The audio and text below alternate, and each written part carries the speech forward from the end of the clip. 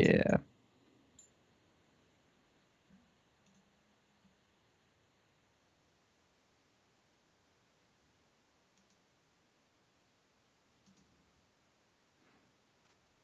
There she is.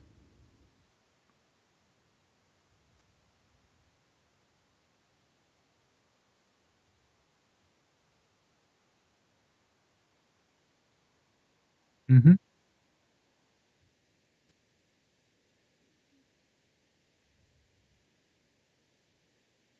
I can't hear you in the stream.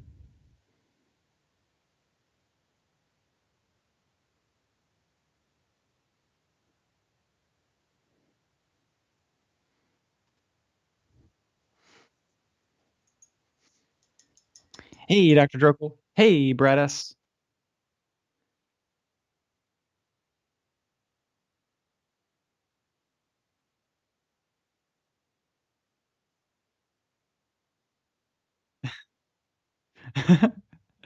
Good old microphones. Hello, hello, hello, hello. Hello, I see myself jumping. Now. Uh-oh. Yep. Oh, I hear you. okay, and I didn't hear you for a while, but now I hear you. Great. Woo! What a world we live in. Yeah! I got distracted looking up Malifaux models. Mm-hmm. It's hard to look up Malifaux models one-handed. Mm-hmm.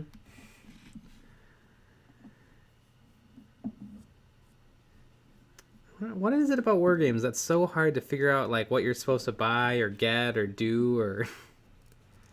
Well, I think you have to trick people into starting to spend money. Yeah. And then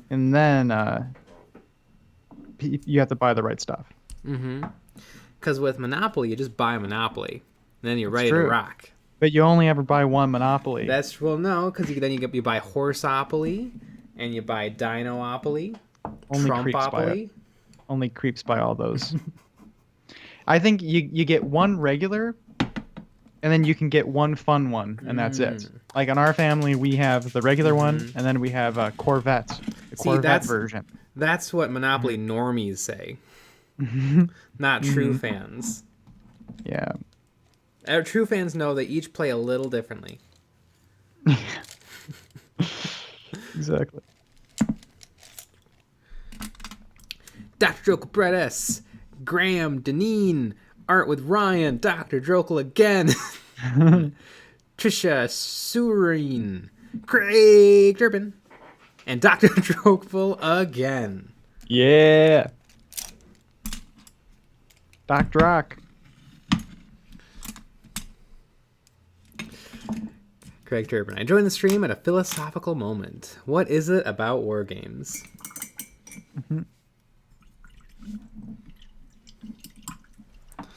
Dr. Drokel. Well, now Monopoly is like Funko Pops and has licensed versions of every part of nerd culture. That's very true. I know that you have the Big Bang Theory version.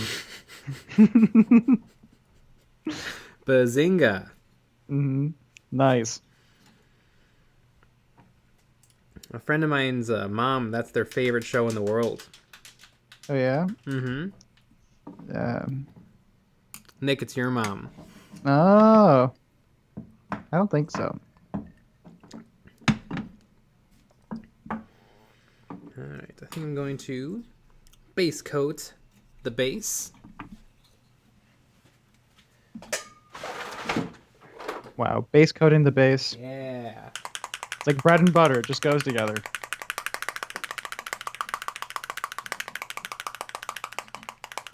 I think we need a special slow-mo cam just for shaken paints.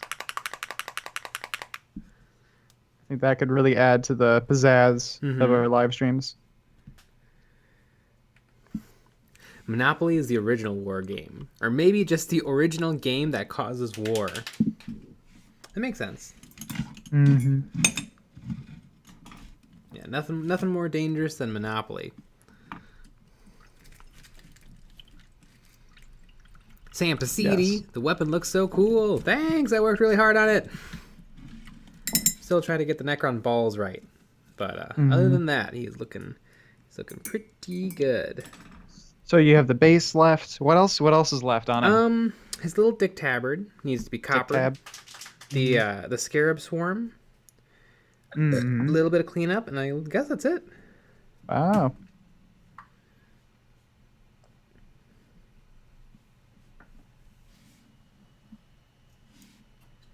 Well, there you go. A little bit of the old dick tab.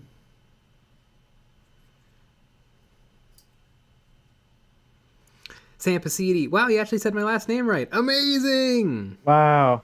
That's the very first time I've ever gotten anything right. That's true. Usually we totally butcher people's names. They get mad at us. They unsubscribe. They hate us. The trick to butchering a name properly is you got to go like full on, complete confidence. That's true. Where they almost think that that's actually how they pronounce their name. Yeah, they've been wrong this whole time.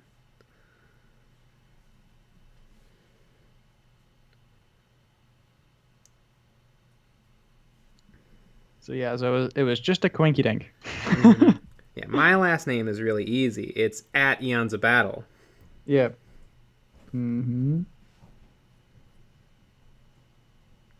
Well, it's J Abrams. Yes, J Abrams.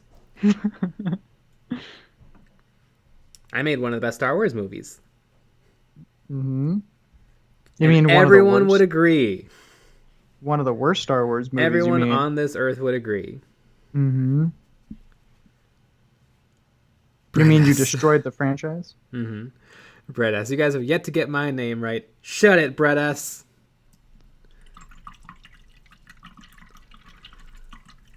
Yeah, it's Brett's. The Dick Tabard and the Necron balls. Got it.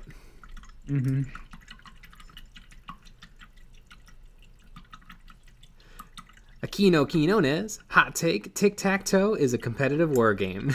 Ooh. More like tic-tac-hoe. Oh, wow. I don't know we were getting that spicy today. Usually that's what we say on the Patreon stream. Man. Oh yeah, Google watches these streams like a hawk. Yep. Yeah, because Business Daddy doesn't trust us at all.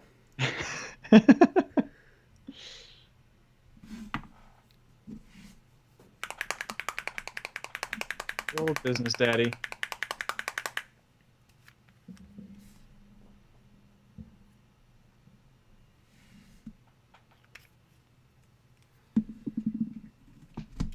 I was looking at Malifaux, and there's this one particular part of one particular faction that is a theater troupe.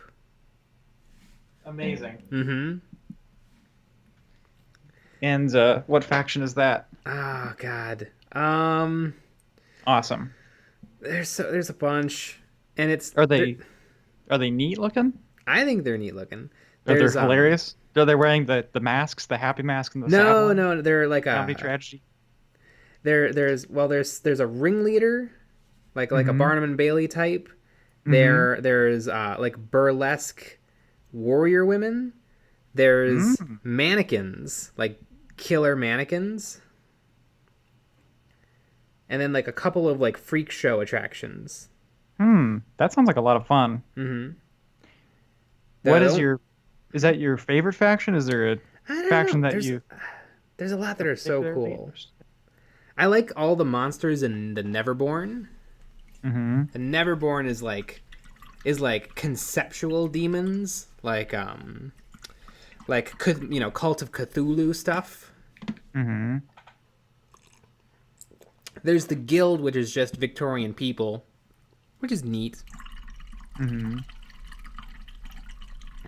Brett S. Gap filling on my Lich Guard that I have already painted and was not happy with. I hate gap filling. Ooh, are you using Tamiya Basic Putty? Yeah, I think it's just called Tamiya Basic Putty. It's great. It dries in a couple of minutes. It's as long as you put it on thin, it dries in a few minutes and is sandable right away. That's the stuff I've tried out a couple of different ones, and that's the one I've liked.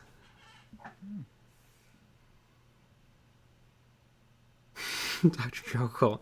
Google is just waiting for the moment you guys broadcast from a Japanese forest.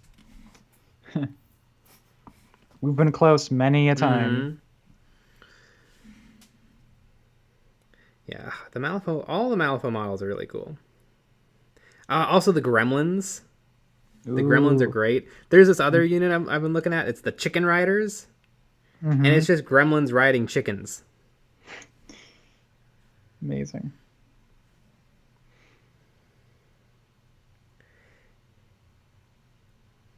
And they're like swamp dwelling hillbilly gremlins. And they carry like guns and pigs and stuff. It's kind of wonderful.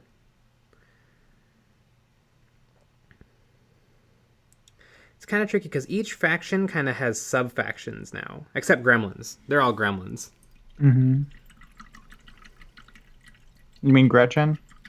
Mm-hmm.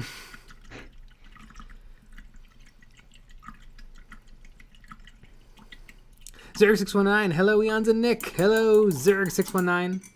Hey. Brett asked, the only stuff they had at the store was Mr. Hobby White Putty. The box and all instructions are in Japanese, so I figured it must be quality stuff. I think I might smell like quality stuff. Yeah, does it smell like you're gonna die? Because that's the stuff that's good. The Tamiya basic putty, it smells like death. Yep. And that's probably why it dries almost instantly. It dries in your lungs almost instantly. Every time you use it, you're shaving off years, but it's worth it.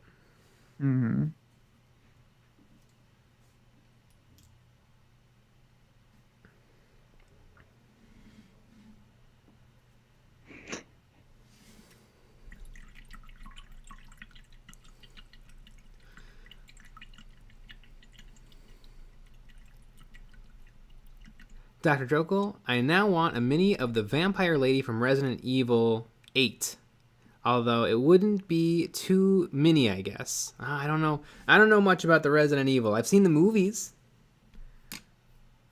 But I've seen all the movies and I have no idea anything about Resident Evil. I like that Milla Jovovich.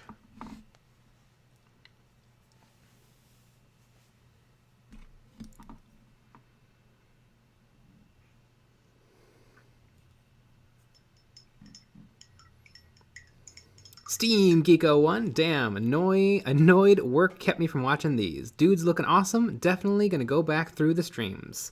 Wow. Yeah. Yeah, I know a couple of people go and actually watch these after the fact. Which is amazing. Brett S, it smells very flammable.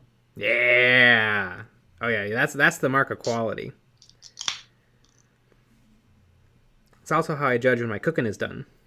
By the height of the flames.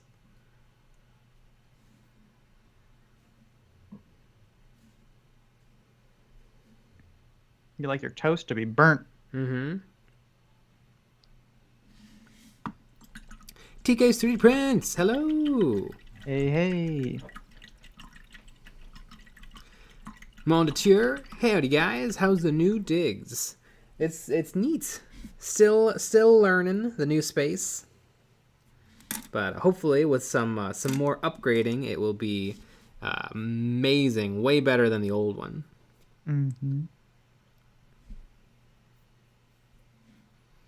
Dr. Troggle, it's okay. The people who made the movies didn't know anything about Resident Evil either. You know what though? Those movies have neat stuff in them.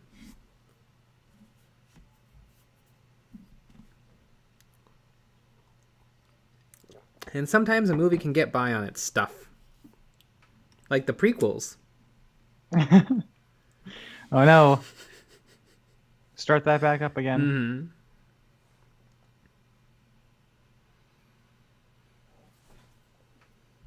Sampacidi, I have to go. Bye everyone.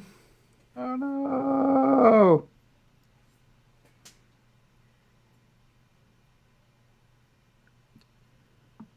We will miss you.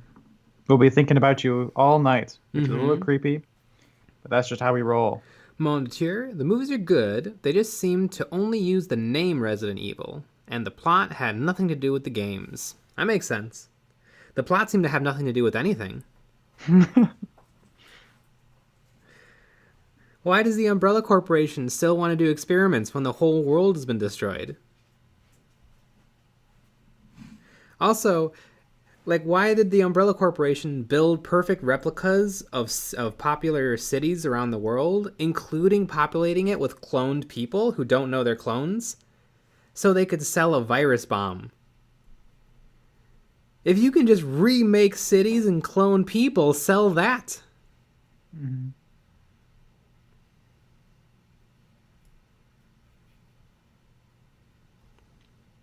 Brennis, there was plots? Arthur Ortega, the copper color parts would be cool gold, like a necklace. They would be cool gold, but my color scheme uses copper. I have copper on a couple of my vehicles, and a lot of the weapons from my Canop Tech units have copper. Speaking of copper, pretty soon I'm going to have to break out the Vallejo liquid copper. That is a very good copper. Mm-hmm.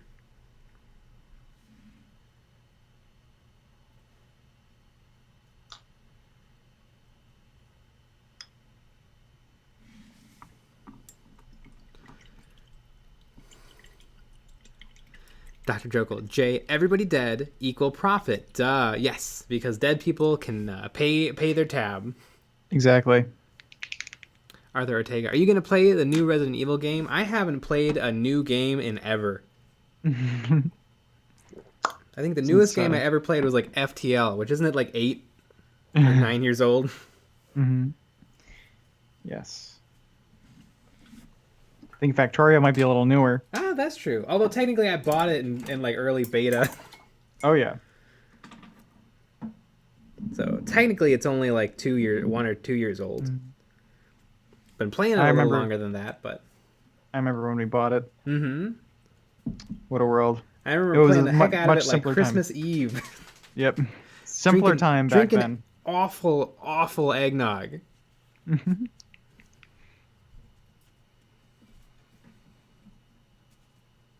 Life was a lot simpler back then. All we had to do was FTL. Mm-hmm. TK City Prince, think it's time to charge up VR and start some sculpting during the stream. Oh, and talking to stream, it's looking good tonight. Well, that's good. I actually took my computer, I opened it up and scooped out all the dust and debris. Which, was there a lot of dust bunnies in there? There was a fair amount, although the fans were decent. It was the dust bunnies were all in the holes, the vent holes. But it was pretty well stuffed up. So yeah, I don't know what I was expecting. I don't know what I was expecting, but they're just straight up holes that go right into the computer. Yep.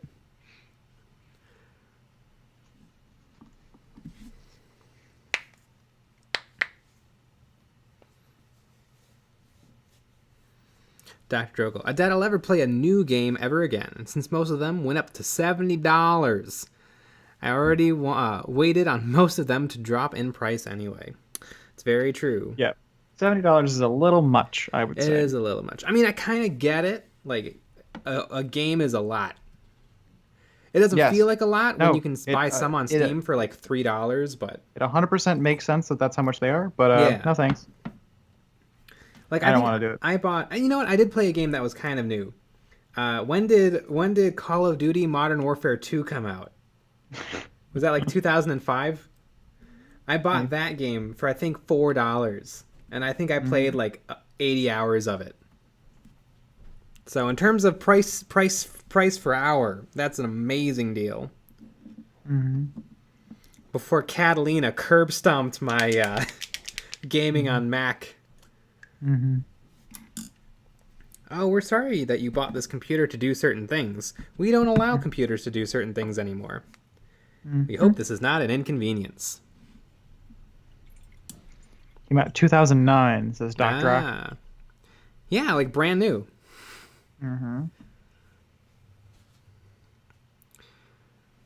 Brett S. Cleaning the dust out of the laptop should help a ton. If you don't have a cooling pad yet, prop the back of the laptop up on a book or DVD case or something to allow airflow underneath. I'm way ahead of you. I'm on a cookie tray. I'm on a mesh cookie tray. So there's nothing to prevent airflow. I also don't. Usually during the streams I hear it. I feel like I don't hear it. I don't know. Maybe it's in a different place or something. The fans are running, but it does sound quiet. Mm-hmm. Interesting. So we'll see. Mm-hmm. We're 20 minutes in, and that seems to be okay. Oh yeah, and I'm sure everyone will let us know as soon as it's not okay. Oh, 100%. That's everyone's job. Yeah. It doesn't look good. TK Studio Prince. The last time I opened up my machine, it looked like a Hoover bag. I thought the old computer had 7 fans in it. And one of them was an 8-inch in diameter on top.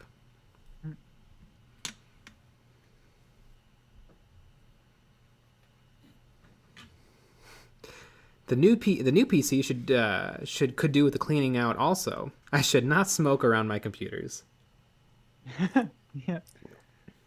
Yeah, you should do something healthy like vaping. Yeah, you should vape by your computers.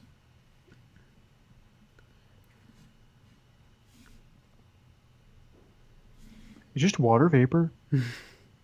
Just remember that. Yeah, just water vapor and other stuff. Yeah. All it is water vapor. Yeah. What about the flavoring? Yeah. Water tastes like grapes. Arthur Ortega, Aztec green and color scheme would be cool on Necrons. Necrons are really easy to paint in terms of, their body can be all one color because they're not like a typical race that needs like pants and shirts and helmets. Mm-hmm. So you can do a lot of really interesting stuff with them. And in a way, my favorite faction in Age of Sigmar is very similar to Necrons, kind of. I like the Lizardmen, the Seraphon.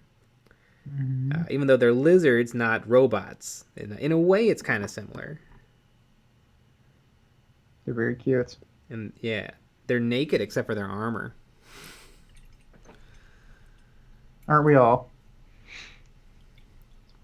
Dr. Drokel, a mesh cookie tray. You mean a cooling rack? Jay, watch some Food Network. I only watch Gordon Ramsay and he doesn't bake.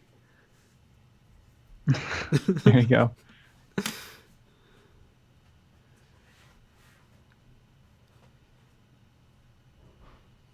TK 3D Prince. Can't vape have emphysema, but shouldn't smoke also.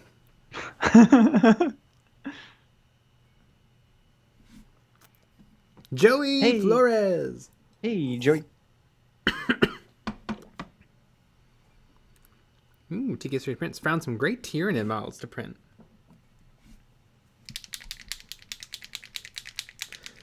I know in one of my 3D printing groups, somebody printed a Titan, or not a Titan. They printed an Imperial Knight, like a 100% 3D print, and they got really salty when the mods took it down. And so they made a post about how they were salty that the mods took it down, and then the mods took that down. That's awesome. Did the print turn out? It looks pretty good. It looked like an Imperial Knight, but, transparent green. Mm-hmm.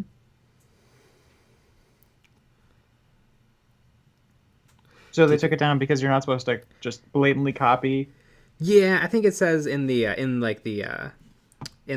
about this group that they don't share like screenshots of rules or anything that could be considered kind of dodgy. And just a completely lifted model. Mm-hmm. I don't think they want to like that look. Mm. Sounds like they're a bunch of chickens. Yeah. Speaking of don't like that look, did anybody see the on the Warhammer community today? They showed off a new Sisters of Battle unit, and the once again the internet is split. Oh, I think Brett S is just about to bring it up. Also, Hilarious. TK's 3D prints. I should look for Necron models. You should look for a model called Lazy Trazine. It's a really funny Necron overlord sitting on a throne.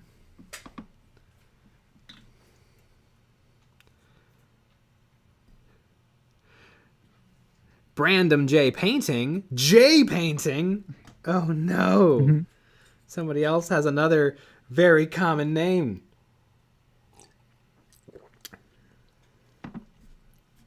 Brett asks, Jay, did you see the new Kill Team releases today? Better views of the new flayed ones and the new Cryptek. I like the legs on the new Sisters model. Yeah, me too. I like that model a lot. I'm looking right now. Ooh. I totally Spicy. get the people who are like, it kind of looks silly. Yep. But It does. I don't know. I kind of love it. Just mechs. I kind of just if you make a mech, I'm gonna like it. It does. It does. It is very interesting. Mm-hmm. I love those legs though. Yeah. They're just, man. Those legs are made for walking. And That's just what they'll do. One of these days, those legs will walk all over you. Geeky Taniki D&D fan, an improvement on the Sisters of Battle, in my opinion. They've always been so damn ugly. Yeah, but every new Sisters of Battle model looks awesome. Bond tour. Yeah. Sister's baby carrier. Yeah. For the Emperor. I think it looks better than the Dread Knight, especially because the Sister of Battle's legs aren't just dangling off the front. Yeah, that's probably the biggest problem with the Dread Knight. Mm-hmm. They're just dangling. It also kind of makes sense. Like a Terminator, a Marine in Terminator Warplate doesn't need to also be in a Dread Knight. But a Sister of Battle is just a regular old person, so it kind of makes sense for them to wear a mech suit. Mm-hmm. Dr. Jokel, once again, I know nothing about 40k. Is a Necron just a Terminator, or is there anything in the armor? Is it a General Grievous? Pull up a chair and let me spin you a yarn about the old Necron tier. 65 million years ago, before Warhammer 40,000, there was a race called the Necrotier. And they were a pretty unhappy lot. They lived next to a dying star, and so they had very, very short and miserable lives. And they hated, above all, this race called the Old Ones, which were a lizard-like species that was essentially responsible for the galaxy. They were pretty much all-powerful and all-knowing. So the Necrotier allied themselves with these evil star gods called the Catan, and together they defeated the Old Ones. But the Catan played a trick on them. They said that we can give you immortal bodies. All you have to do is to get into these biotransference machines. And so the Necrons gladly went in because the thing they wanted above all else was immortality. And so they hopped in these machines, and it put them into the Necron bodies, but it stripped them of their souls. So they went to war with the Satan, eventually won, but instead of being in the hundreds of trillions, they were now in the tens of billions. And so they thought they didn't have enough people left to take over the whole galaxy. So they went into hibernation for 65 million years. And now they're waking up to reclaim their rightful place as rulers of the galaxy.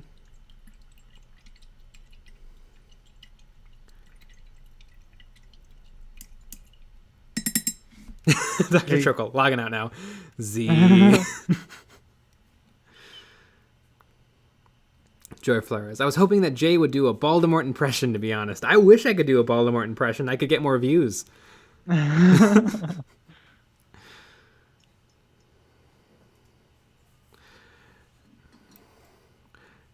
Random J painting. I swear the new Sisters model has flamers everywhere. Flamers on the hands and shoulders. I won't be surprised if the sword fires a flame out of it. I hope. That's the Sisters thing. Why shouldn't it shoot flame out of every single area?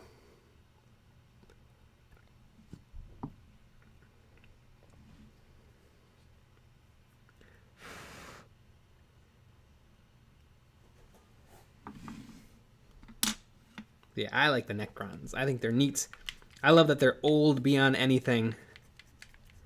Dr. Trokel. Nothing says interesting like starting a story out 65 million years ago. The Necrons are, except for maybe the Tyranid, the oldest race in the galaxy. And the Tyranid aren't even from this galaxy anyway, so they don't count.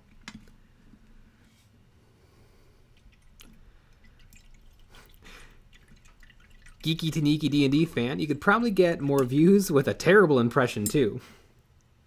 That's true. Probably. Because you get everybody commenting, hey, why are you Yeah. copying him?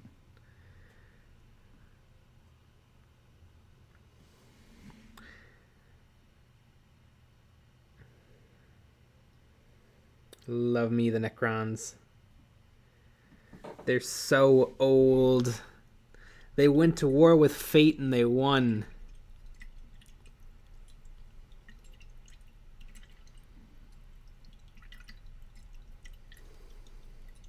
I agree with Dr. Rock. I almost logged out too. Geeky Taniki D&D fan. I would just be sad after starting a story that way 65 million years ago and it not being about the dinosaurs. Strangle Love. Why don't you like army painter paints? It's true. I don't particularly enjoy the army painter colors, although I do really like army painter washes. I think the army painter washes are really, really nice. I think they're a little bit thinner than traditional washes from like Games Workshop or Vallejo, and actually I like that about them. So instead of applying one thick coat and then letting it settle how it wants to, you have a little bit more control. You put on, 3 or 4 thin coats of a army painter wash, you have a little more control. But I find their colors they're not as pigment rich as I would like, and they dry a little glossy. And I like very matte paint.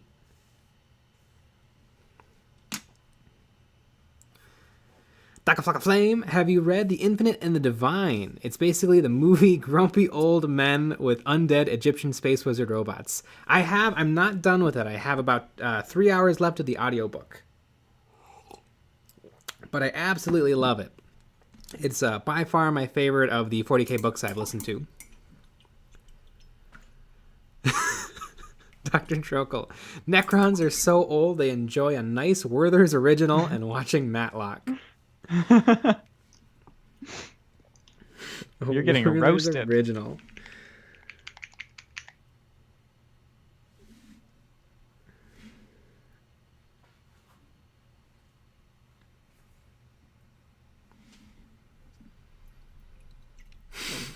Oldies but a goldie. Mm-hmm. Another good book for the Necrons is the new Indominus novel. It's pretty good. It's split 50-50 between a Ultramarines strike force of Primaris Marines and Necrons, and it's pretty great. You get some cool perspectives from a Cryptek and a Scorpek Destroyer Lord, who in like the midst of battle just goes into a whole chapter long just trip down memory lane of his life as a necrotire before biotransference.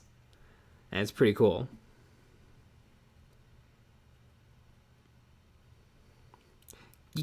Geeky Taniki D&D fan, I put a few drops of matte medium in many of my army painter paints. Yeah, that ought to do it. I think Vallejo is my favorite of the paints. Not every Vallejo color is a home run, but most of them are pretty darn good. And holy cow, if you need a color, they have it. Between like their 4 different full-size paint ranges and technical paints. That's very true. They got you covered. Yeah.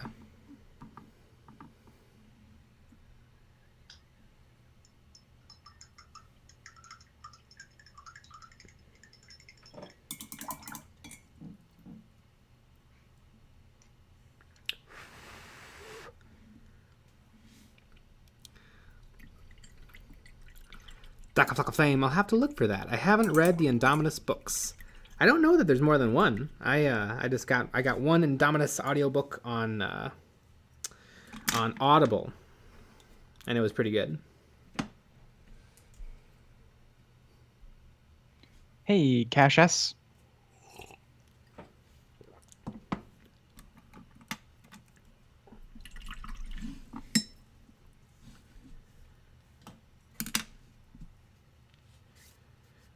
Joey Flores found a guy today who has been doing rogue trader-like Marines and on his Patreon, but they're pretty rad. Cash S, what are you painting today? I am painting the NECRON Overlord with Tachyon Arrow and War Scythe from Indomitus. Indomitable Snowman. Yeah.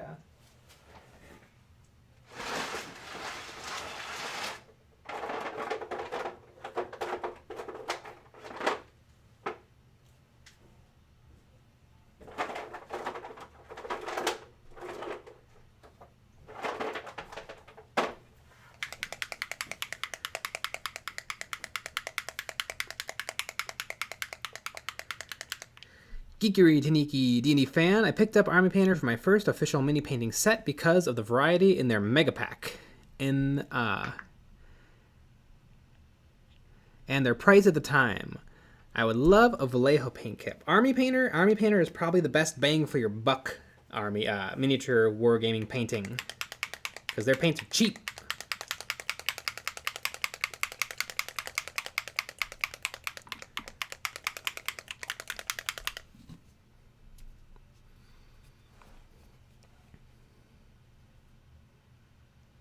Cash S, I see. What other bases will you be making? A whole bunch, Cash S. A whole bunch. Don't you worry. That's how many. Strange Love, how many hours have you put into this thing so far, and how much longer do you think it'll take? I definitely think I'll get it done tonight. We're going to be streaming for another 2 hours and 20 minutes, and I think I'll definitely have it done. I'm just about done, just doing some final details, some touch-ups, and then I'm going to be working on the base.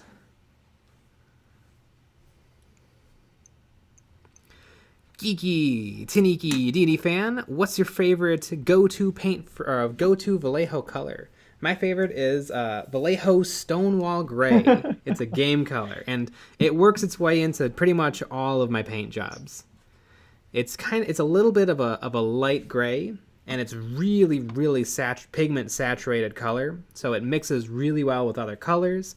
It makes a really nice color for accenting dark grays and blacks. It dry brushes really nicely. I own like 3, and they're all almost empty. It's just a great paint.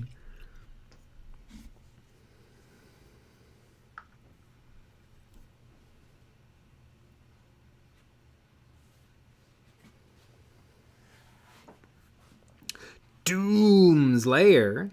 Doom's Lair. Do you know Doom? We have another viewer who's called Doom. Did you guys do a tutorial recently on using Tamiya Extra Thin to fill gaps in minis? Just watched a bunch of EOB videos and I can't find where I saw it, but I want to learn.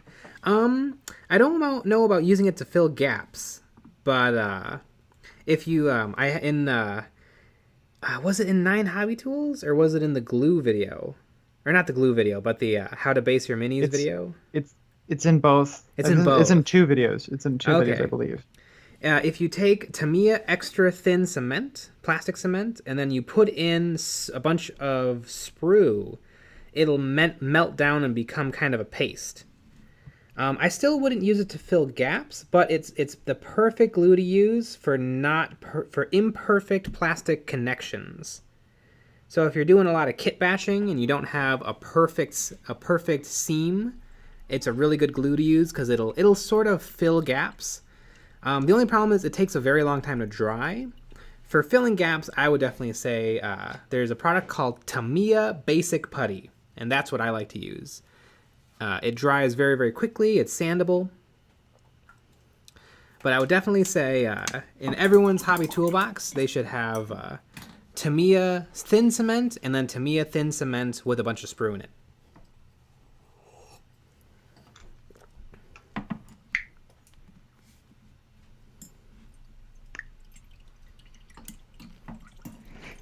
Cash S. When did you start to grow your fan base? It's been eons. It has We've been been doing it for eons. eons. Eons of battle. Well, we started in 2014. Yeah. I think from our very first video, we were getting views. We were. Our very first video is still one of our most watched. Yeah.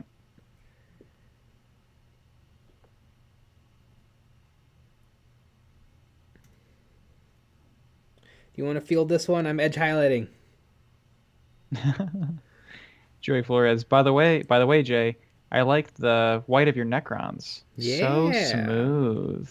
It's when I was I wanted to do white Necrons when I was in high school, and the way I pulled it off in high school was I just sprayed them with Rust-Oleum white primer, but now I'm a little classier, and so I actually prime them black, and then I airbrush P3 Iron Hull Gray, which is just a very medium gray, and then I airbrush Fenrisian Gray, which is a blue gray from Games Workshop, and then I airbrush white on top, and that's what gives it the nice white nice white smooth look.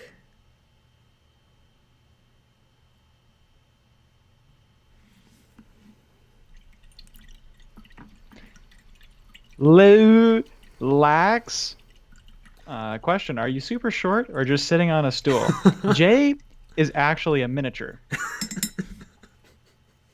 Jay is a miniature paint that paints even smaller miniatures. We get questions like this all the time. I'm not particular. I'm a little short. I'm 5'5", but we've gotten weird comments. Like one time we got a comment. People are like, "Is everything on your desk miniature, like your camera and microphone?" Well, and I think that's the we have a wide angle lens. Yeah, that's part of it. So things look distorted.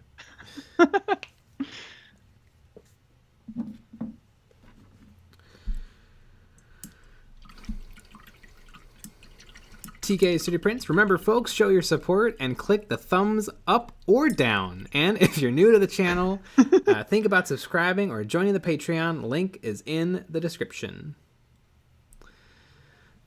I agree. Good old TK 3D Prince. What would we do without him?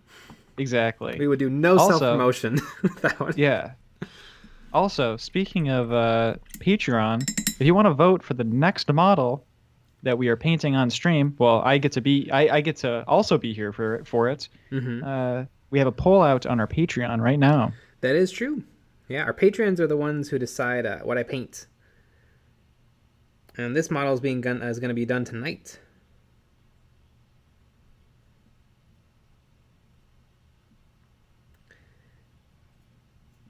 They don't get to pick out of anything. Although that would be kind of cool. Maybe in the future we'll let them suggest things and we'll try to get a hold of it. Mm-hmm. Because I'm down to paint anything. Mm-hmm. Right now we're neck and neck on the options. So y'all got to break that tie. Cash S, thoughts on the Star Wars Legion models? I love me some Star Wars. The models are pretty good. They're a little crunchy. The details aren't particularly fine, but they look good. I'm definitely probably gonna get some of the droid models just because I always loved the droids so much from watching the prequels 100,000 times, and one of my favorite Star Wars show of all time has got to be Clone Wars, the animated Clone Wars and the 2D animated Clone Wars. TK 3D Prince, Jay is Hobbit.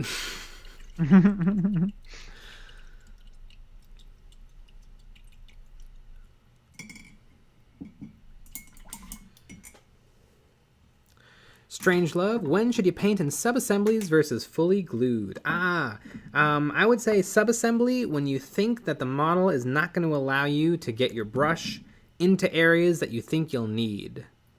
The go-to example is a lot of Space Marines hold their bolter in front of their chest, and so a lot of people leave the bolter off so that they can paint the chest and then glue on the bolter. But yeah, I would try to if you're gonna do sub-assemblies though, like don't go nuts and paint your one model in 10 sub-assemblies. Like try your best to limit it, because I feel like the more sub-assemblies you do, you're just increasing the time it takes to paint the model, and you might find that some of those areas you probably didn't need to spend all that time on because they're not high visibility areas. Yes. If you work really hard on that Space Marine chest, but then glue a bolter in front of it, it's not. A little bit of that time was wasted. That is true. Cash asks, we need a hobby desk tour. It's just covered in paint and cords. That's my desk.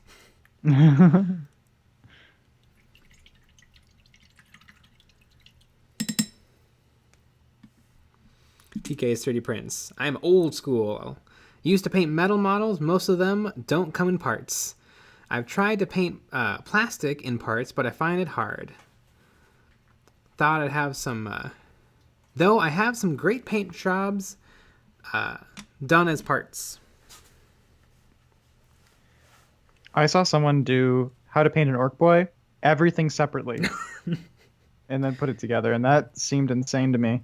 Well, I mean, talk about a model that you really want to pour some time into. An orc boy. Yeah, and I'm sure that they were just doing it for the tutorial, but it seemed a little insane to me. Mm-hmm.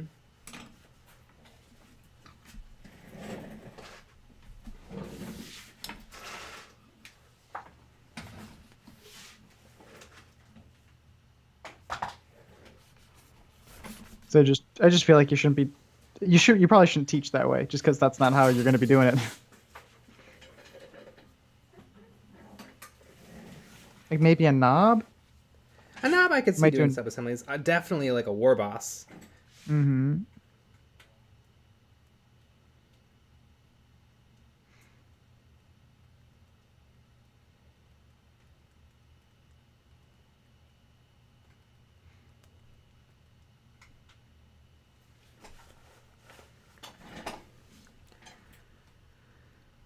Sticky Tack to the rescue. Sticky Tack is pretty great. It's sticky, it's tacky, it's Sticky Tack. Mm-hmm. I always have a hard time in sub-assemblies not succumbing to the urge to glue everything together before the model's done. Which you really shouldn't. You should wait until it's completely done and then glue it together. Mm-hmm. But it's hard. It's hard not to be like, I want to see what it looks like.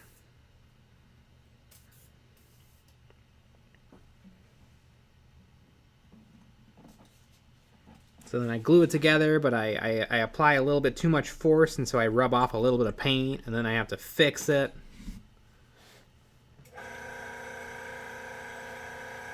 What I always say.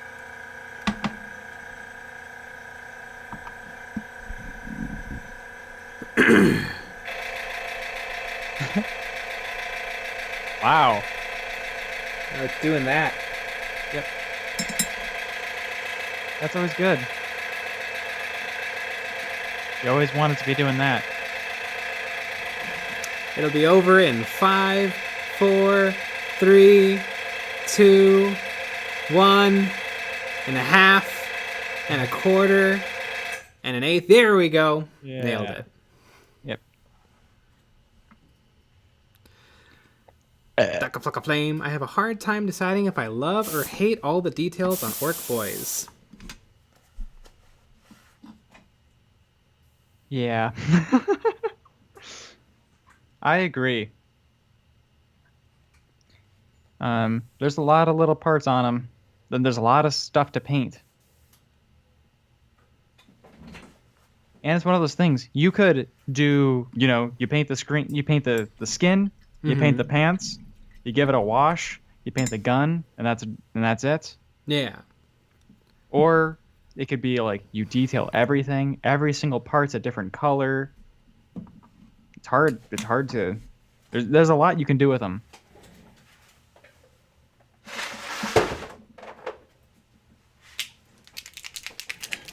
On my orcs, I try to keep the clothing pretty simple, gray or dark brown pants and a white shirt.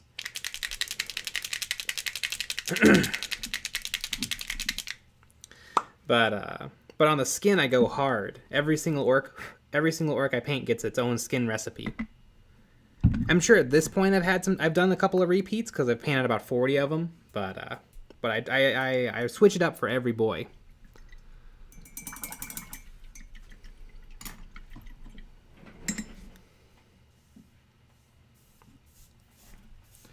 Mon de cheer, I'm painting an eliminator right now, and you just perfectly described my situation. Subassemblies because the chest, then rubbing paint off because gluing it together too soon. TK Street Prince. Jay, do you like the Necron I posted on Twitter? Sorry, TK, I'm not checking Twitter right now. I'm painting. But I can check. Nick's gonna look at it.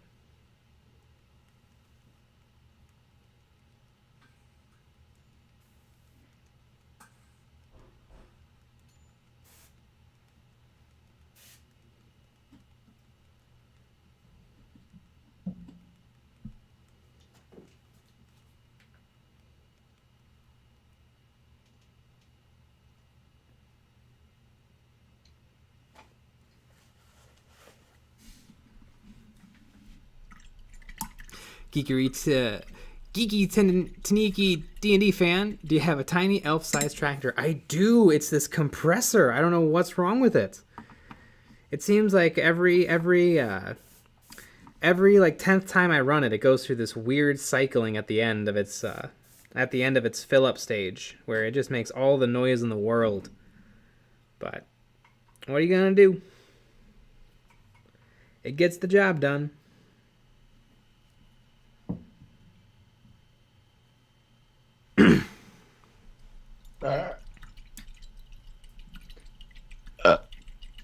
I just sent you the pictures if you want to look. Ooh, yeah, I'll take a look. I don't know if it's gonna be as good as Lazy Trazine. Oh yeah, the Ophidian destroyers. It's pretty good, but I don't know if it's as good as the actual model. So it's pretty close likeness though. And the nice thing about this 3D print Ophidian is that the real Games Workshop Ophidians have a lot of material added to the base, like ruins and parts of buildings, and this one's just a naked tail. Naked tail.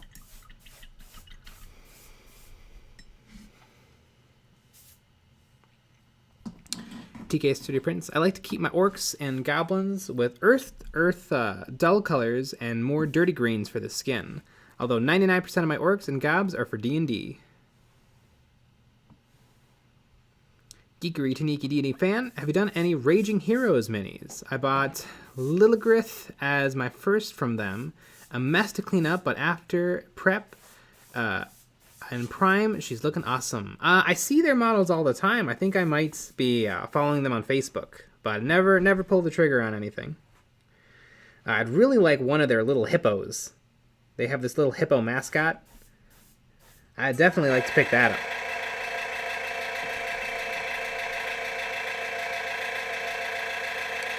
But never took the plunge.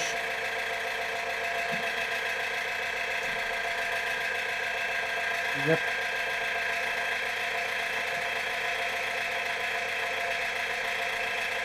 See ya, Cash S. Good night.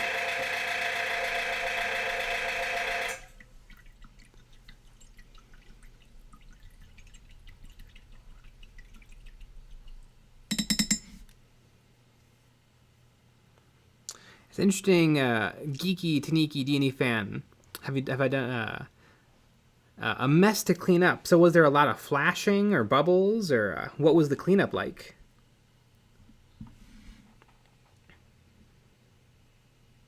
Was it fail cast, or was it almost perfect?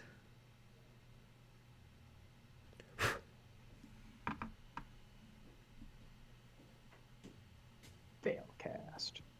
I know they have like a range of Sisters of Battle, which they must be hurting now that Sisters of Battle have gotten their full range update. But I don't like them. I don't like them as much as the real Games Workshop.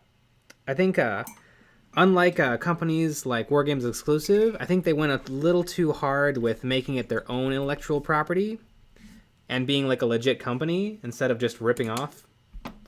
Because I feel like the sculpts are a little too far removed from the real Sisters of Battle sculpts for me to like them.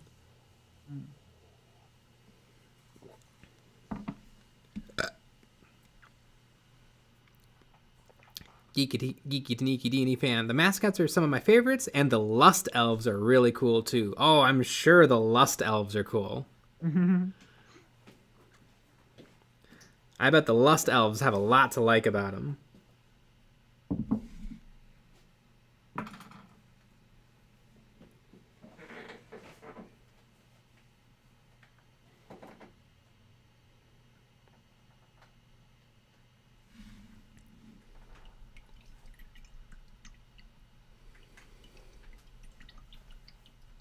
Brett S.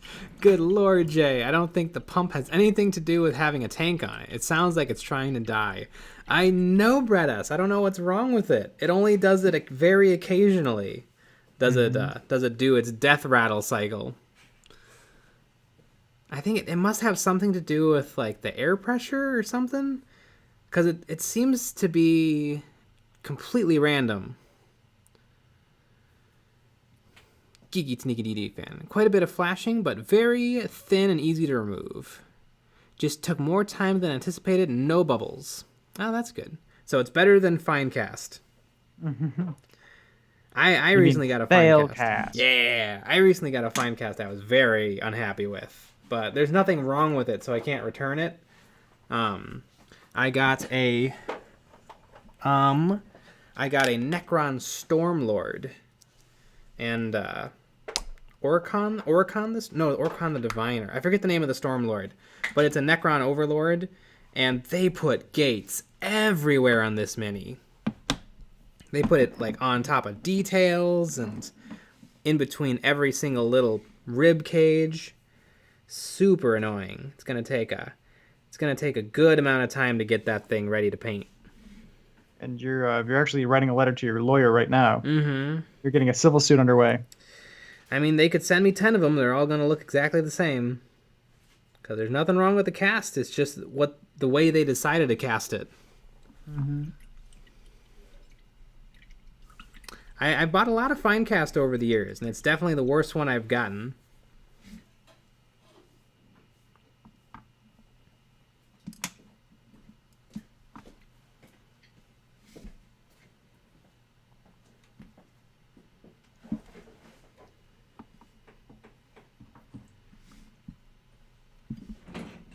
I think they were just really nervous about the Necron characters. Because they didn't take any risks. They put a gate on every single detail. They are spindly. They are.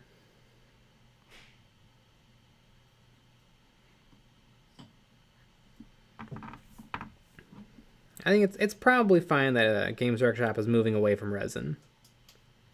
Yeah, it's not. It doesn't seem like it's their strong suit. Yeah, it'd be great if Forge World moved away from resin.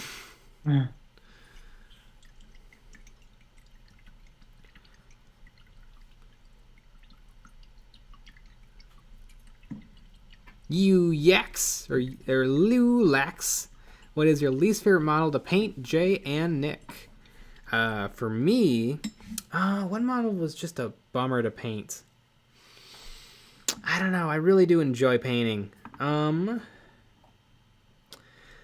don't know. When I was at Christmas time, I was painting this set of a Bad Santa from Anvil Industries and his two elves, and I just was not feeling the elves, but I had to finish them to complete the set. So that was a little bit of a less fun painting experience. Nothing wrong with the models; they just weren't as much fun to paint as the Santa Claus. When I was a young lad, when the new Flash Gets models came out, I bought them right away, and I did not have very much fun with them because there's just so much stuff going on with their gun. and I was a much worse planner and painter back then. And so I didn't know, like, I didn't have a good way to plan out how to paint it. So they ended up looking like disasters, I would say. But the models are neat. I just didn't know how to tackle it at the time. I don't know if I still do. You know what though? Well, I can't say it out loud because it will reveal a video that we're coming out with. But stuff that I did in the video is how I should paint them. TK Street Prince, is this the 2-hour stream tonight? Usually we go for about 3 hours, but there's 2 hours left in the stream. Yeah. On Saturdays, we go for 3 hours, and then on Fridays, we have our normal hour, but for our patrons, we stream another 2 hours. Yeah. And that's when we get wet, that's when we get wild, that's when we say the wrong thing at the right time. I take off all of my clothes to paint. It's wild.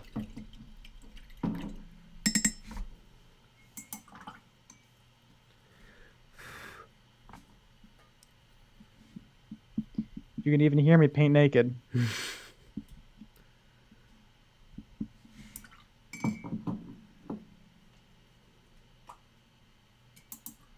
Yeah, weirdly, you actually use your naked belly as your it's where the paint goes. It's where you do your mixing. Yes. It's a wet palette. Yeah, well, yeah. I mean, it's pretty wet, but. Yep. And you do not want to know what I use as matte medium.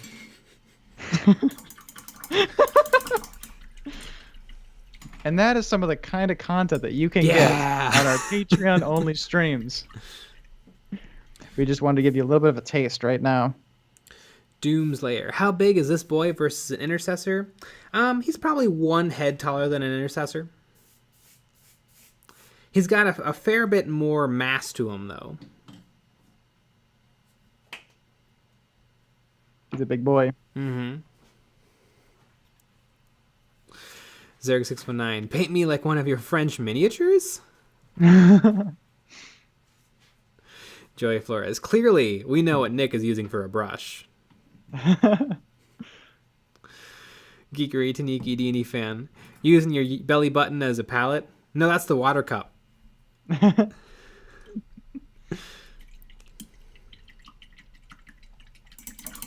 Yep, I like to go light on the water. Mm-hmm.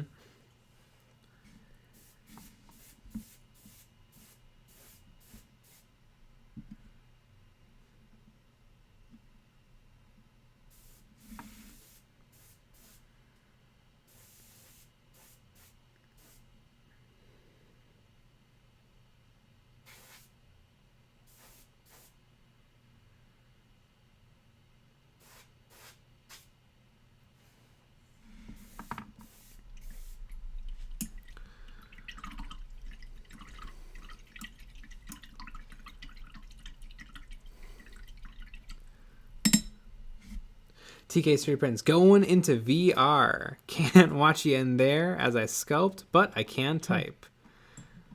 You can type in there? Well, I can, but it takes type. forever. Is it like Iron Man? Like he waves his hand and a keypad and appears in front of him, and he just types in the air. Well, he's not typing with his hands. That's why it takes a long time. I wonder how long until in VR you can pull up a new browser window and have YouTube running, like in VR. How long until you never have to come out of VR? Yep. I can't wait till you can poop in VR. Like you're just hanging your ass out, and you just feel like you're in the right place.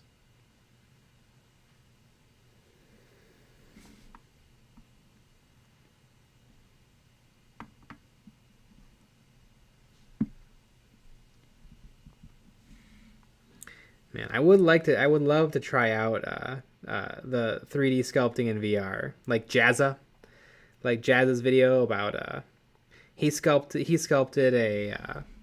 a Space Marine captain in Phobos armor, and it was super super cool.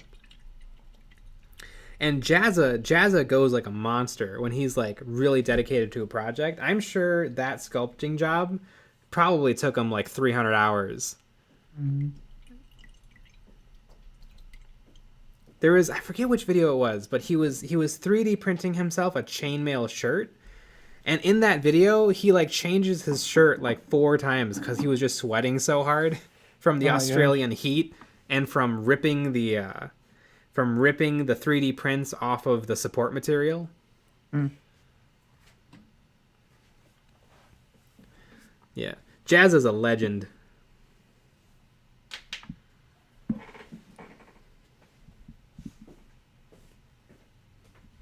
The Legend of Jazza. The Legend of Jazza. I haven't been following his gaming content though. I'll have to try to catch up one of these days.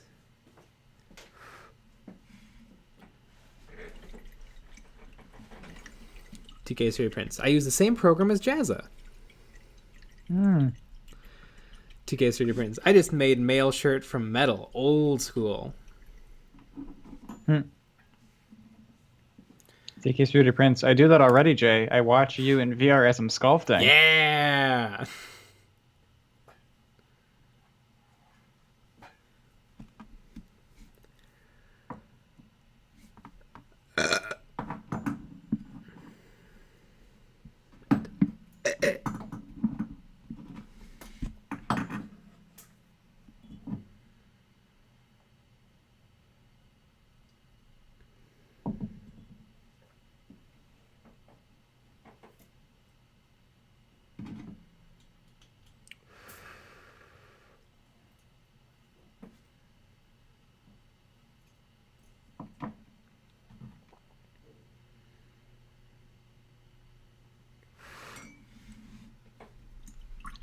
This little grot has a wrench. A spanner. Mm-hmm. I'm sure that's what they would call it.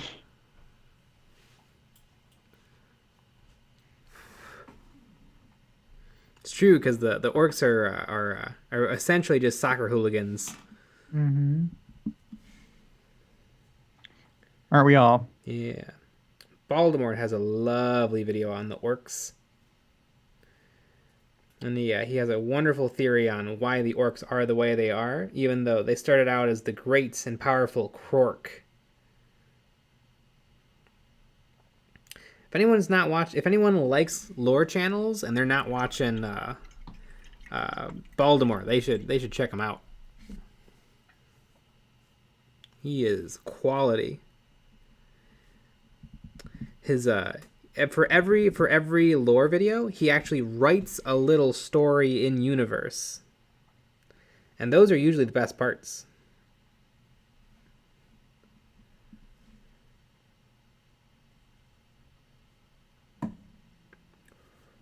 I particularly love his video on the on power armor. Starts out with a new story about Space Marines who are retaking a world that is basically still in kind of like the feudal Middle Ages.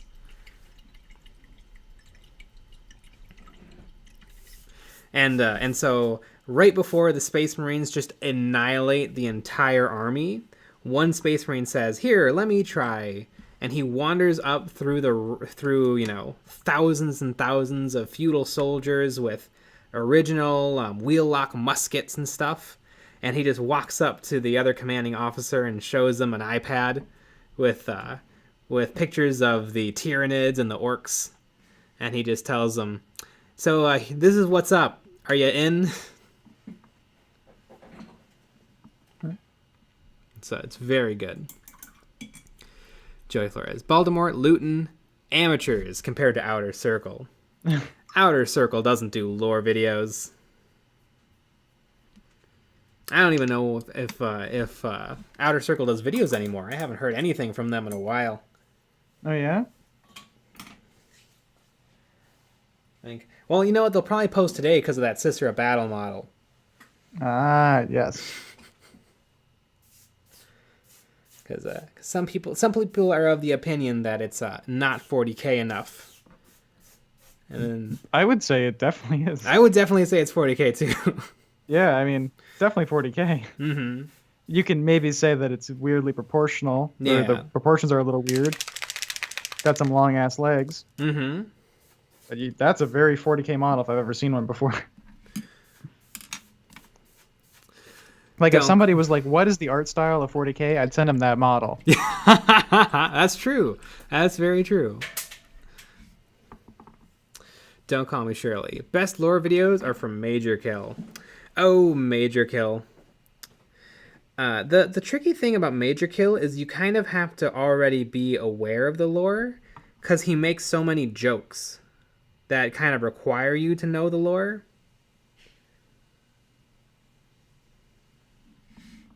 That's also Overkill is a little bit a little raunchy. He makes use of some colorful language. Mm-hmm. Although he's kind of a legend because on his Patreon, he pays to have he pays to have 40k hentai drawn and available to download for his patrons, which is pretty amazing.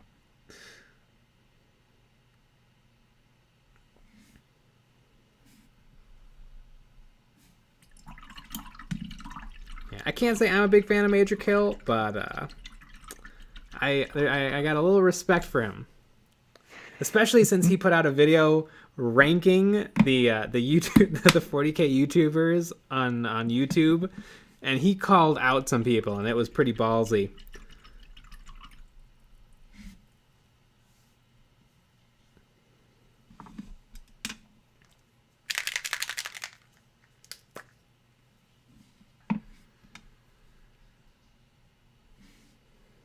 He's Australian.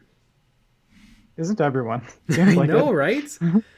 Yeah, Australians make for some of the most hardcore YouTubers out there. Something about the, I guess the the world just kind of runs opposite down there. Mm-hmm. Toilets flush the wrong way.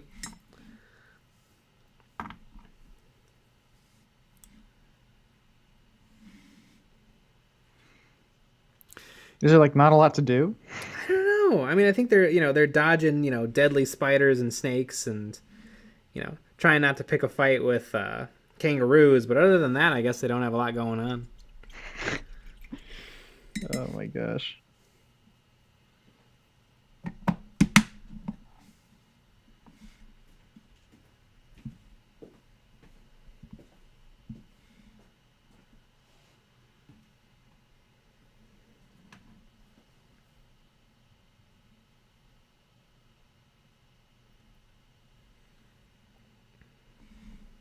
I think we should move to Australia. Okay. Do we need a green card? That's good. I think we're both felons. I think we could just go there by default. That makes sense.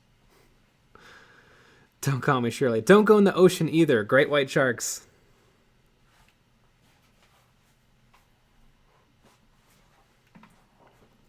And the great white sharks swim the other direction, though, in Australia.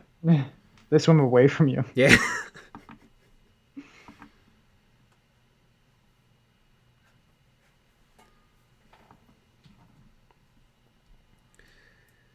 All right, I think it's time to break out the copper paints, which means I need to pour myself a little alcohol. I'll be right back. In more ways than one. A little bit of one for me, one for you, if you know what I mean.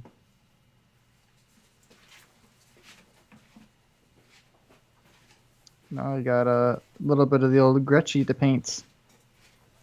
I'm on all of their little fiddly little tiny bits. It's taking a long ass time. But after that, I'm going to do a nice oil wash. I've been enjoying doing that.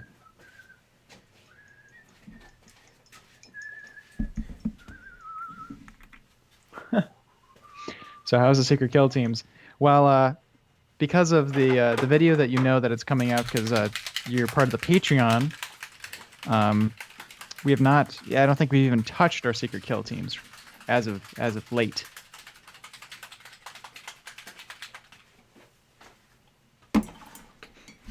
And I've been a little inspired to work on the old orcs.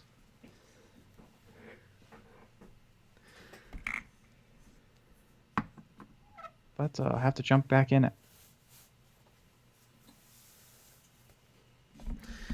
All right. Unfortunately, since there's apparently some sort of an illness going around, I don't know what's that about, but I haven't been able to get the 99% isopropyl, so I've had to make do with 70%. I know, weird. Really?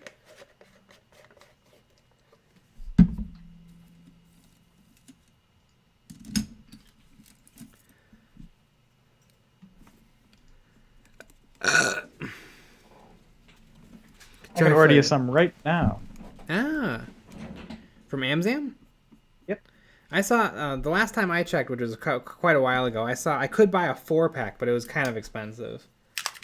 And so I just bought a 70% for $1. Yes, I mean, it's going to be more expensive. It's 99%. Because 99% isn't for, it's like lab use. Mm-hmm.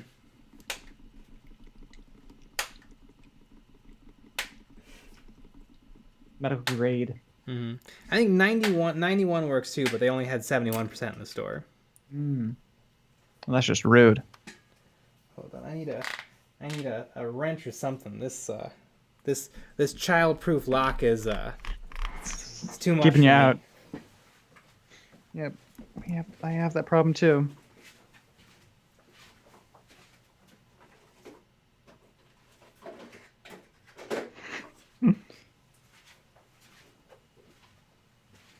I think we have to revoke Jay's license because he can't open it.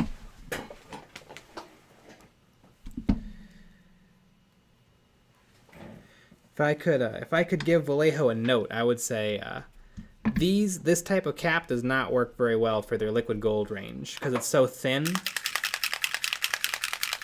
And, Hobbit-proof bottles. yeah. Even though I try really hard to not get paint in the threads, since it's alcohol and it's so thin, the paint just gets in there anyway. So what should I do instead? I mean, just a regular screw-on cap would be good. But it has to be childproof. Does it have to be childproof? I don't think their customers are childs. I mean, but I mean, there's children nearby. Some of them, I'm sure. I suppose. There we go. I got it. I mean, you can eat some acrylic paint. You might not be able to eat that. That's true. Yeah, and I eat a lot of it. Mm-hmm. Breakfast, lunch, and dinner. Yeah. BLB. BLD.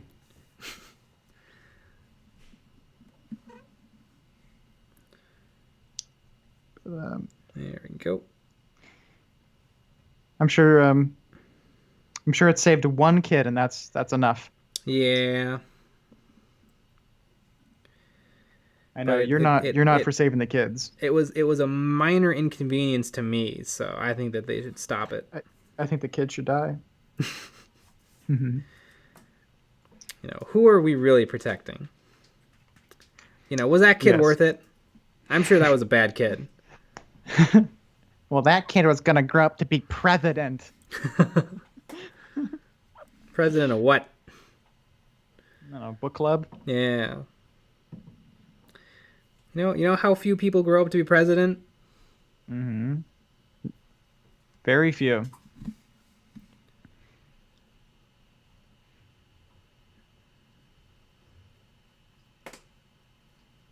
And really, you want to be vice president. You just want to be chilling. Oh my gosh. I would rock being vice president so hard. Anyone would. It's such an easy gig. What do you have to do? I mean, worst case scenario, you become the president in a horrible tragedy. But other than that, you're, you know. Mm-hmm. And you have to do a vote. Well, if it's 50-50 Senate, you have to vote. Yeah. You get to be the president of the Senate, which I think you just sit in a chair. Yeah. I don't. So that's pretty sweet.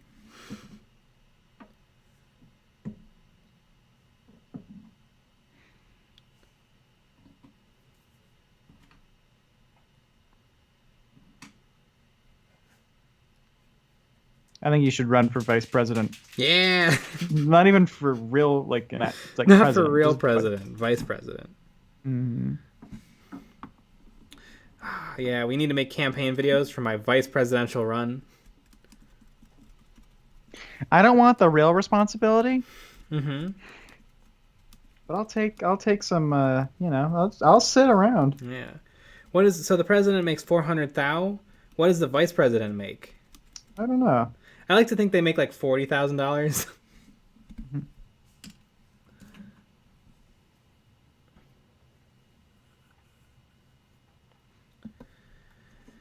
Strange Love. What type of paint is that? It is Vallejo Liquid Gold. It is a alcohol-based paint with very fine pigments.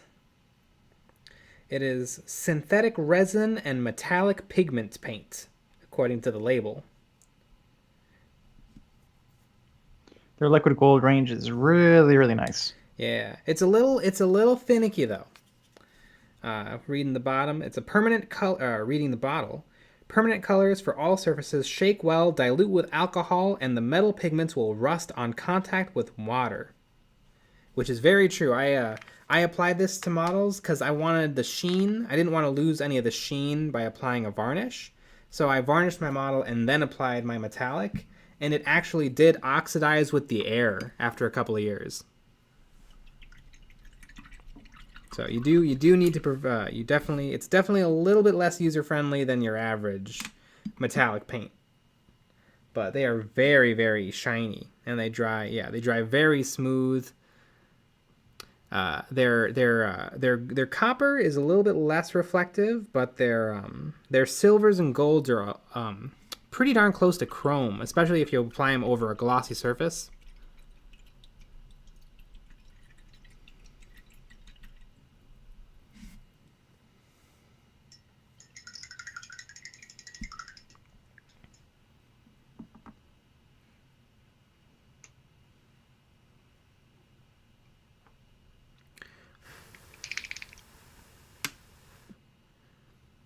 Speaking of alcohol, I think I'm going to throw on the pigments on the base. So I need to go get those because they're not near me.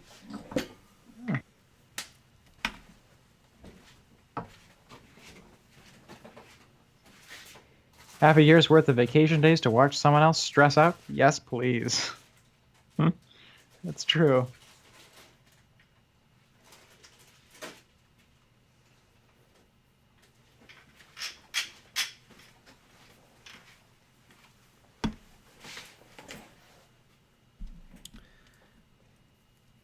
See, this is also a Vallejo, and because it's a dry pigment, there's no chance of the cap sticking. So in this case, it's fine that they used this type of cap, but don't do it on the liquid golds. Yeah, I like my caps child unsafe.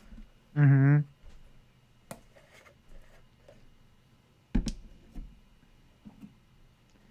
You have to, like, when you buy it, you have to prove that you don't have a kid, and then if you have a kid, you have to throw it out. Mm-hmm.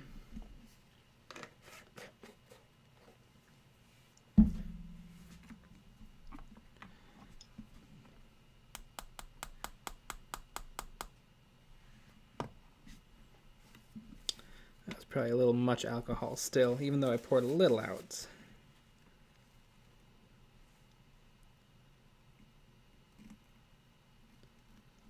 There. That's better.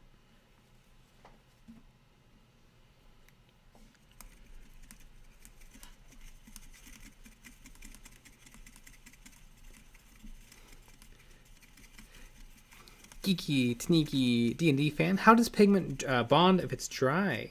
That's the big question.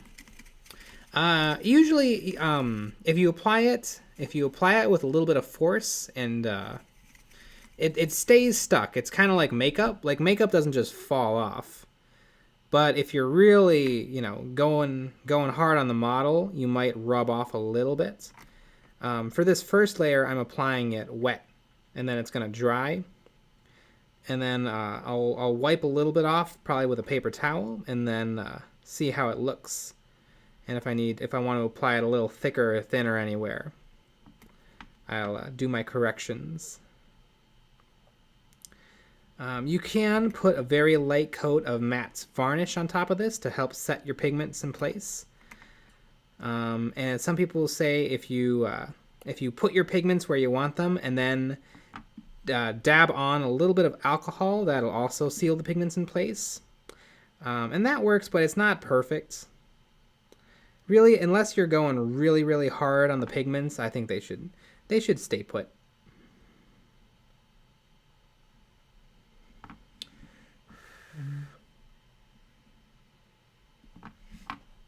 Well, I know you like to sleep with the miniatures in your bed. So Yeah, have you had yeah. problems with that? Oh yeah, I have a triple gloss coat to make sure the pigments Yep. stay on.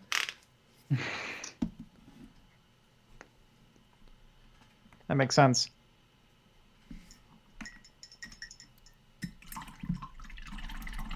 All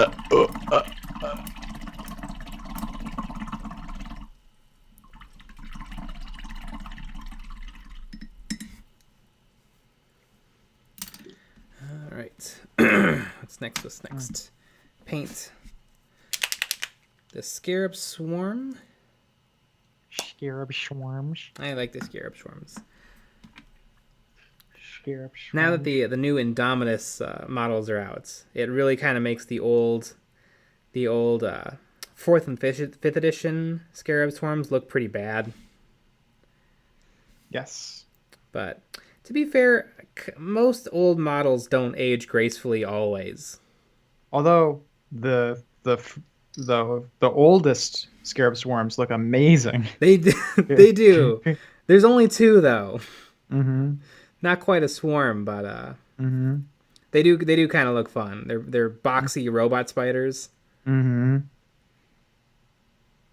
I have a lot of those too. Mm-hmm.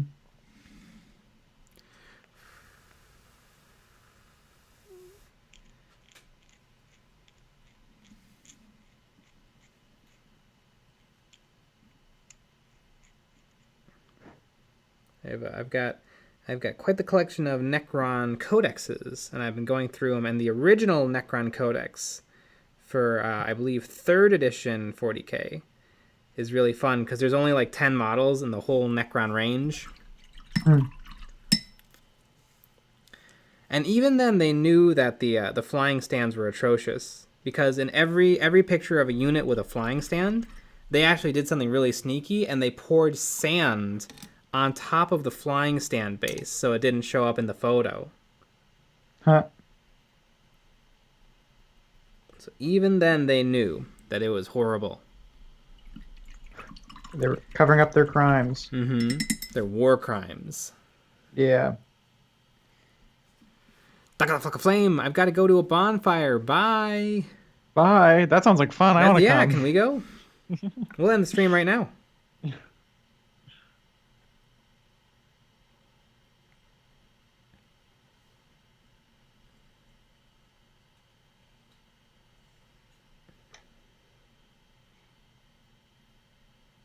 Man, now I'm just jealous. Mm-hmm. I've never been invited to anything before.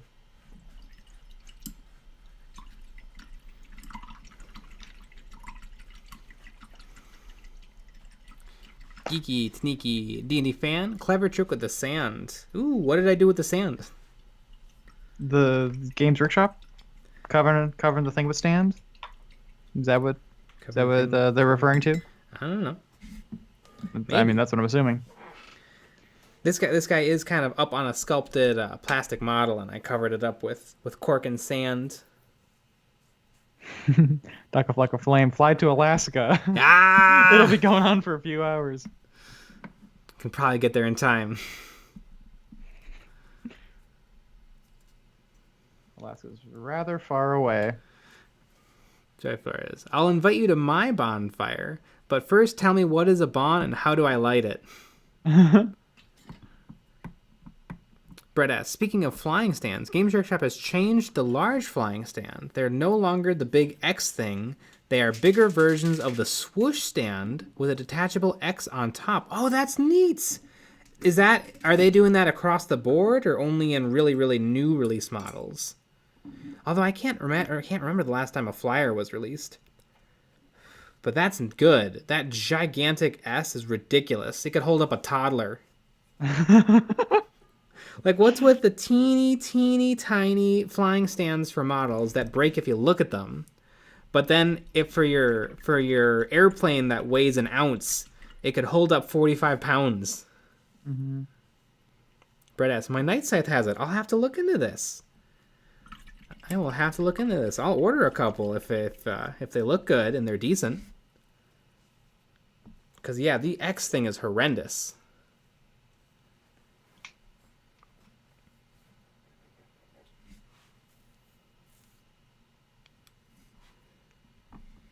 Hopefully they do a very similar thing for the small 32 flight stand and the large 60 millimeter flight stand. Mm-hmm.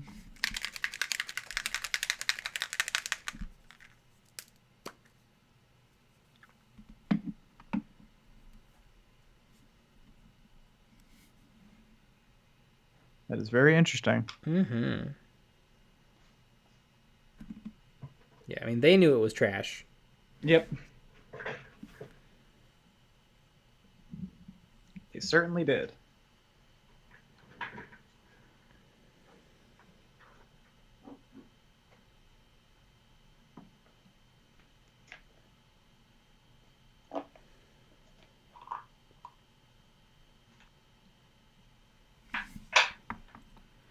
I would say if Games Workshop has done anything truly reprehensible in the last few years, it was not fixing the flight stands and just making flight stands like that in the first place.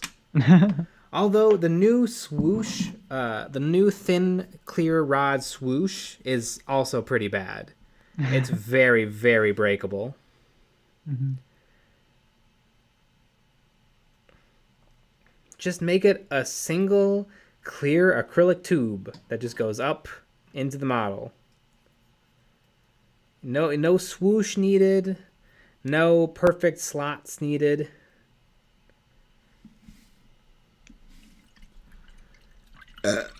You don't need to overthink it. You don't need to over-engineer it.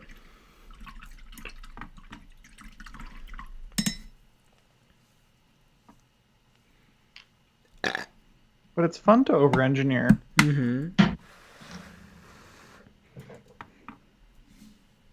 What I assume is they over-engineer it so that in the future, if they want to put something bigger on it, they can. That's true. And I think some of the Forge World resin flyers, it's reasonable because they weigh like 8 pounds. Mm-hmm. Although you still can't put a Thunderhawk on there. Thunderhawk weighs more than most dogs. Mm-hmm.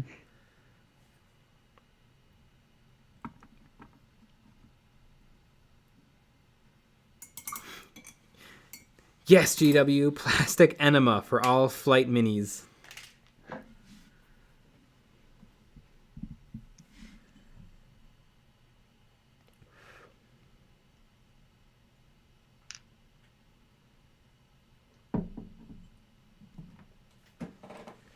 On my, I had a couple of a small NECRON jet bikes that use the old 32 millimeter flying stand, and I actually took the base of the flying stand and I glued it to the 32 by 60 millimeter cavalry stand, and that actually turned out really, really nice.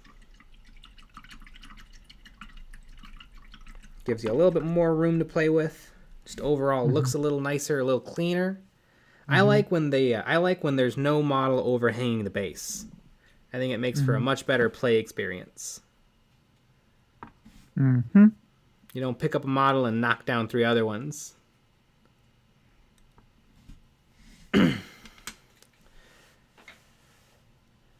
Sean Mamal. So WizKids has got the do it right with flight miniatures. Probably. I'm not familiar with WizKids.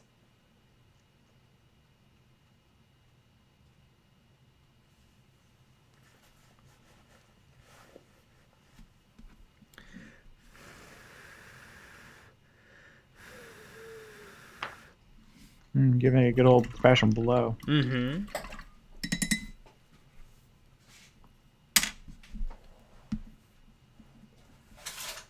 I thought we talked about that would only be Patreon content. Yeah.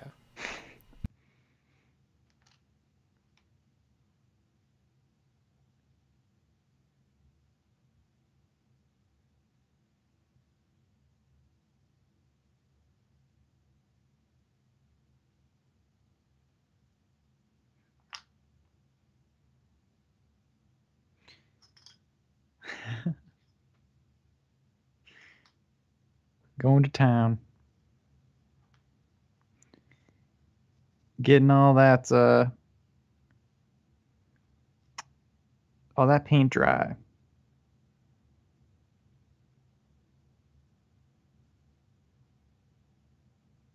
WizKid's clear plastic is slightly bendable, so breaks aren't really an issue.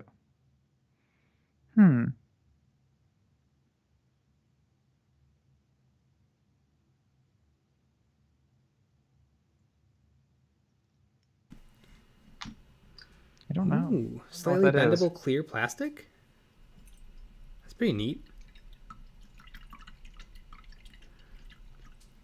I know Games Workshop makes their flying stands out of hyper breakable clear plastic. And if you're really, really, really lucky, you get one without a big bubble in it.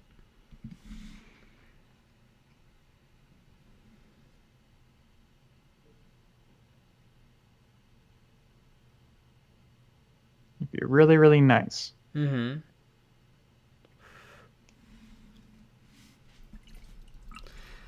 Dr. Jokel, that's the quietest hairdryer ever. I muted my microphone while I was blow drying the model. Loudest compressor, quietest. Yep. Quietest hairdryer. Just how you roll. Yeah.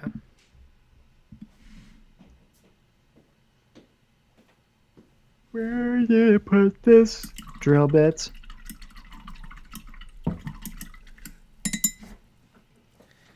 Oh yeah, I think I'll easily have this guy done in time.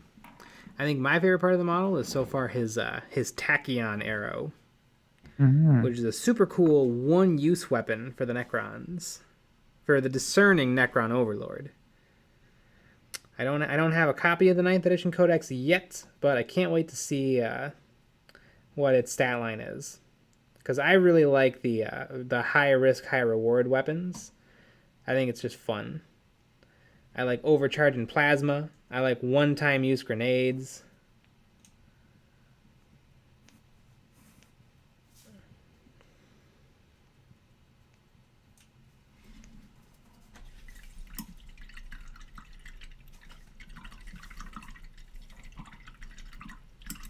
I like my Sisters of Battle in weird mech suits.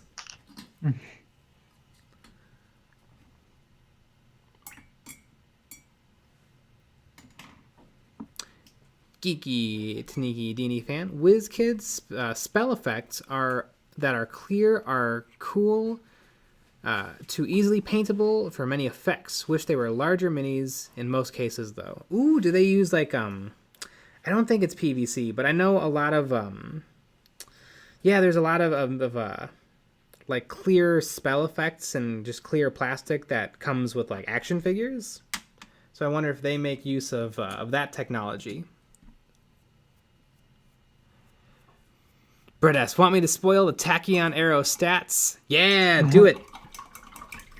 Is it even slightly usable? Because if it's even slightly usable, I'll use it in game.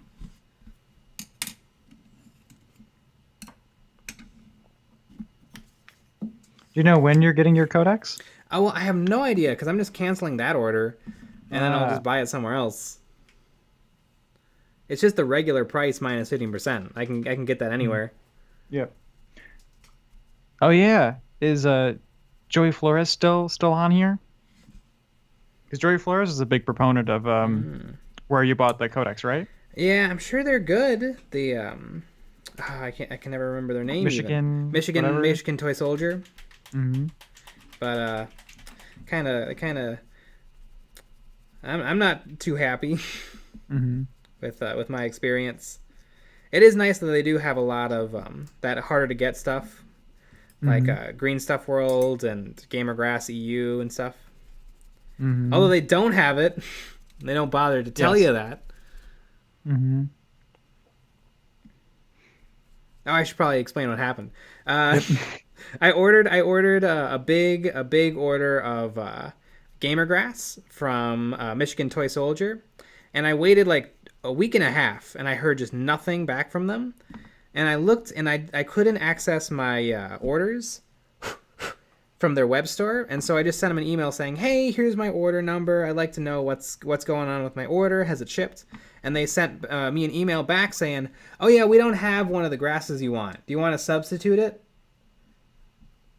Which is fine, but does that mean they've just been sitting on my order for 10 days?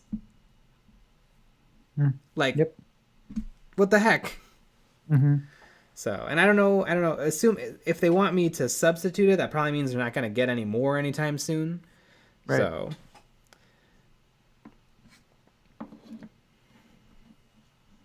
So a little poopy. I'm sure I'll try them out again when hopefully the stuff they have in stock is actually in stock. But yeah, a little crummy. And they're on notice now. Yeah. Yeah.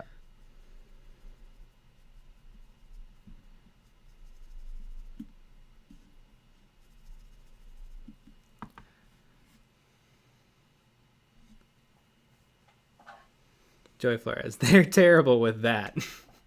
They're terrible with what? Like knowing what if they have stuff in stock or not? To be fair, not to be fair, but their website looks ancient. So I wonder if they don't actually know when stuff's in stock or out of stock. Right.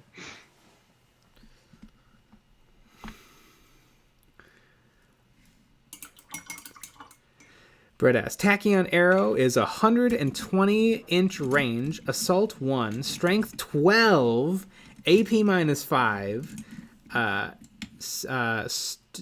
damage D6. Ooh. 1 use per battle costs 5 points. 5 points is nothing. 5 points is a Gretchen. Gretchen are 3 points. I don't think they're 3 points. Are they 3 points still? I know cultists are 5 points, and I think there was like a rumor that the lowest a model can be is 5 points. That's luck. Okay, well, you know what? I would spend 3 Gretchen if they did a 2-up hitting, 2-up wounding, strength 12 hit that does D6 damage.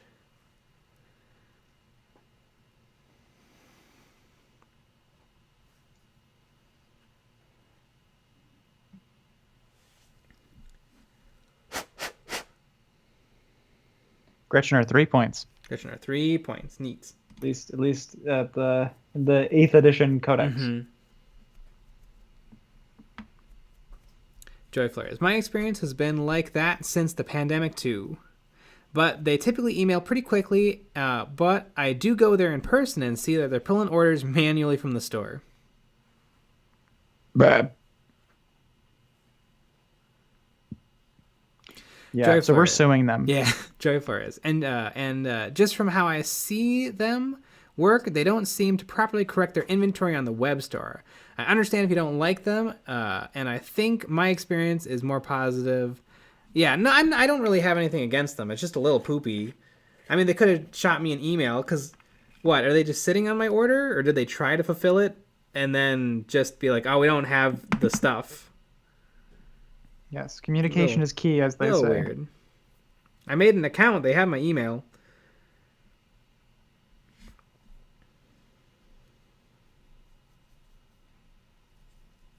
And so we're actually burning them down. Yeah, I'm sure they're a fine hobby store, and it's pretty cool that they stock a lot of the harder to get stuff. That is very true. And it'd be neat if you could buy it from them. Mm-hmm.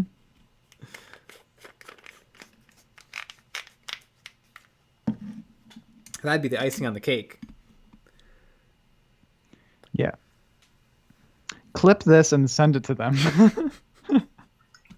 Just every day this week, we're going to say something kind of crazy, then clip it and send it. Yeah, we're not Tim Dillon. No. We're not gonna start a war because we blew up a can of beans in their microwave. Exactly.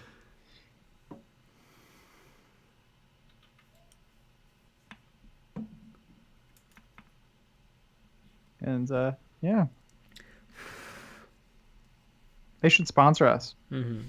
Yeah, the thing they didn't have in stock, which I really wanted, was they had micro tufts, tan micro tufts, and I find a lot of, for some reason, there seems to be a very standard size for tufts in the wargaming industry, and they're all a little too big. And so I was really excited to get the micro tufts. Sponsored by Microsoft. Sponsored by Microsoft.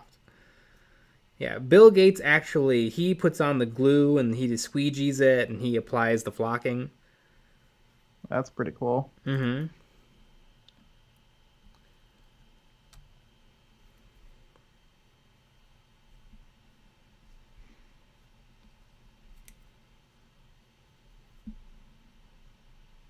Does the shop near us sell gamer grass or anything like that? I know they have army painter tufts. I don't think they have gamer grass.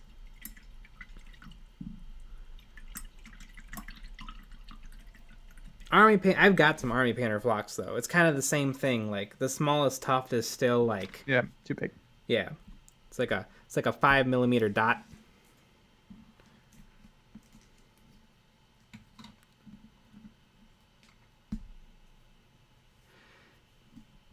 Geeky, Taniki, D&D fan. We've got no Games Workshop stores here. A couple small shops, one being a hobby store and another being a comic book shop that doesn't carry any Games Workshop products. Yeah, I know there's we're lucky. We have a Games Workshop store. We have a local game store kind of by us. And then we also have a comic book shop that carries Vallejo paint for some reason. Although it looks like they've carried that Vallejo paint for about 10 years with no one buying any. Yep. Guaranteed nobody's ever bought any of it. Yep. TK30 prints. Make your own tufts. That's what I do. Yeah, I should, but I don't want to. It's so easy to buy it, nice and all ready to rock and roll. I always say sometimes it's not worth it to build tools to make your tools, to make your thing. I don't think it's always worth it.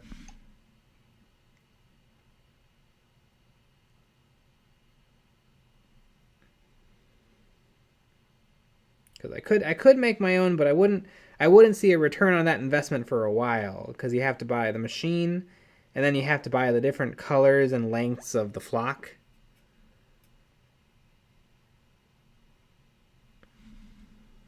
Although maybe we could become the gamer grass of the USA.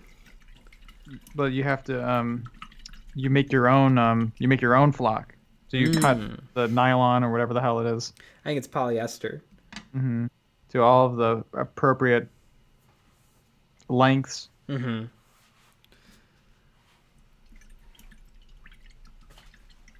Tanikadini fan. I wish Storyteller Comics here sold Vallejo paints. Yeah, they don't have the wide. It's just one little rack. I'm sure out of the catalog they bought the smallest amount. Yep. Geeky Tanikadini fan. I trim my tufts or just cut them in half. Yeah, I do that too. I was excited to get the thing I wanted though, and then my dreams were dashed.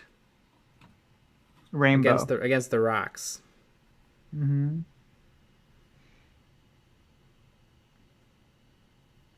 Like a shark in Australia, it swam away. Yeah. Just go outside, rip some grass, and glue it to the base. Holy cow! I never thought of that. Oh my goodness. Wow, you're really saving the day. Yeah.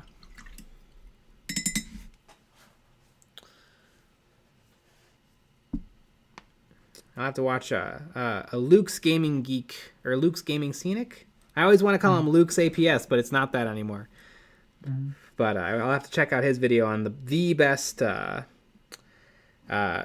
what's it called? Static grass spreader? Applicator? Applicator. I think he bought them all and then tells you the good one to get.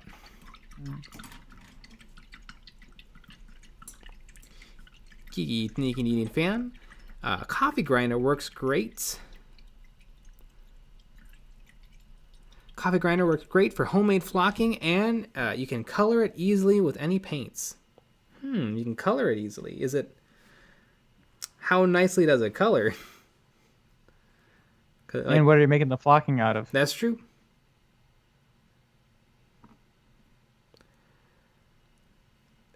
Geeky Sneaky DD fan, love Luke's videos. Oh yeah, he's great. He left us a very nice comment a little while ago. Mm-hmm.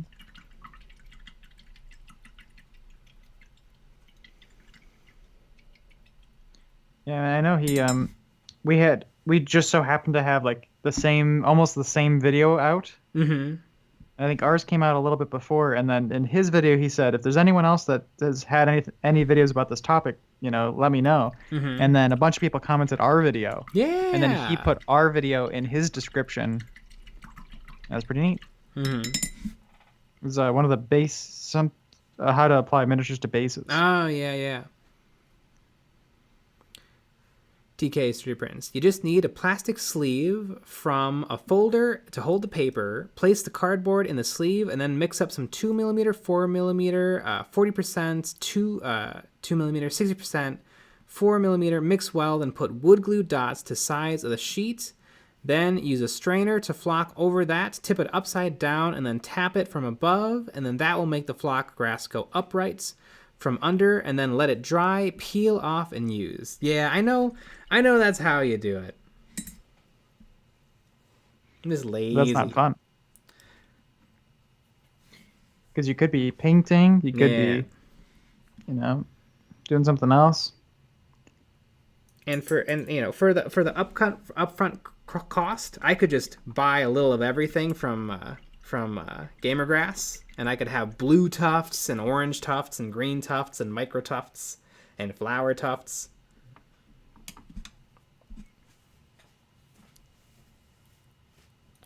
Because to buy all of those, all the flock is we're talking probably $7 a pop.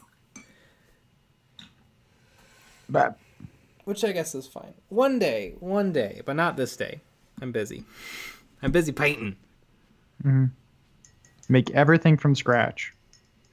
Takes 5 minutes. I know it takes no time, but it doesn't take 5 minutes.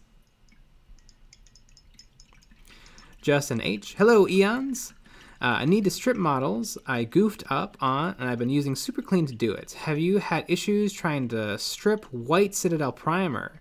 It's been over a week, and it's still on strong. Yeah, sometimes rattle can primers don't come off. So you might just have to be happy with whatever paint came off and go from there.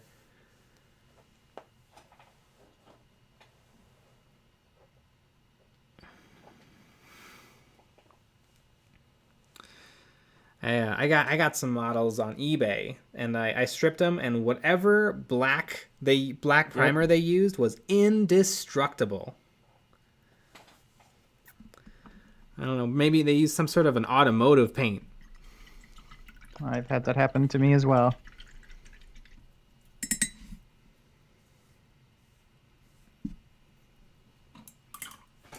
Sometimes primer doesn't come off. Mm-hmm. But if you got it all the way down to the primer, you're probably still looking good to paint it up.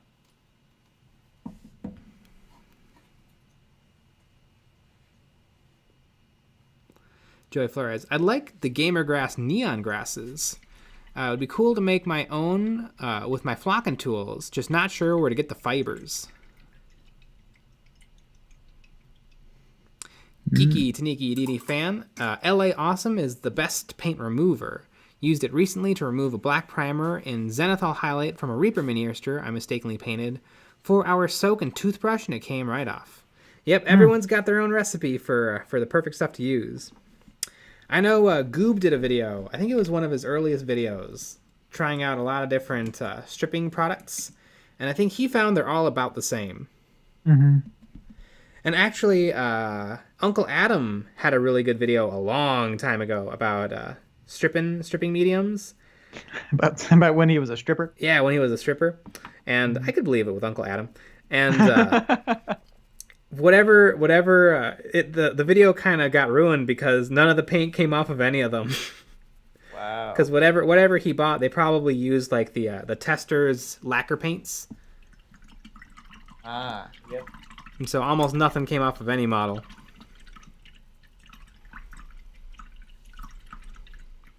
I've heard the recipe for Simple Green has changed, and so Simple Green isn't as effective a paint stripper. LA's Totally Awesome, I've heard, is very good. I've heard of using used brake fluid, which I used before.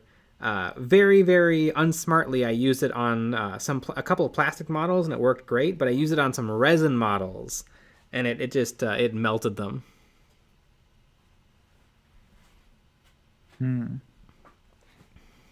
Justin H. Might be beneficial to let it sit in for a month. It's coming off just very slowly. Gonna try an electric toothbrush. If it doesn't come off in like a week, it's probably not gonna come off in a month. And whatever chemicals are in there are probably gonna bleach their way into the plastic. So I would take them out after a few days, no matter what.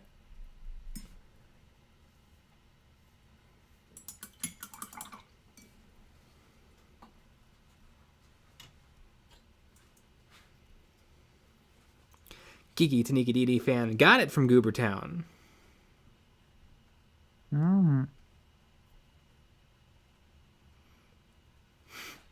Goobertown hobbies. My name is Brent. I am Alfarius. Are you really? Brake fluid works well, but not on resin. Yep.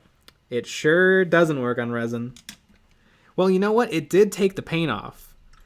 But it also melted the resin. So it was I took the resin out and it was basically like rubber. I could bend the model all the way in half.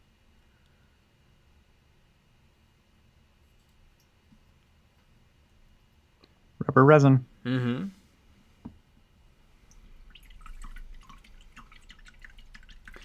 also works well on GW plastic, just don't let it sit forever.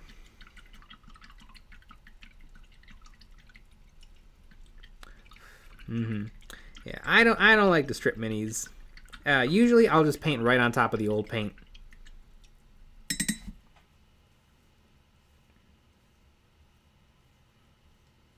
Yeah, it's usually fine. Unless you got a little too thick. Yeah, or you eBayed something and it's just atrocious.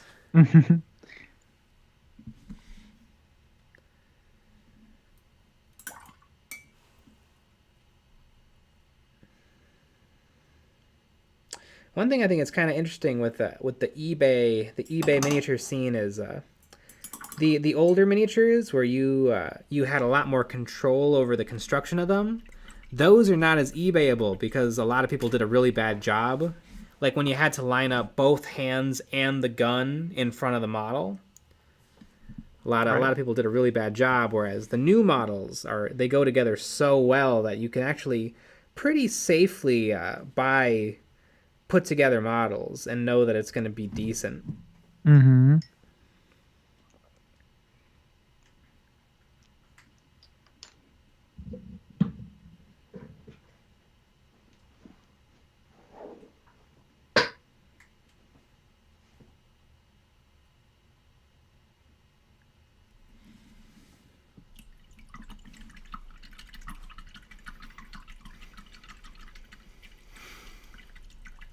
TK City Prince, leave models in Dettol for 4 hours, then scrub them with a toothbrush, and then wash with washing up liquid after.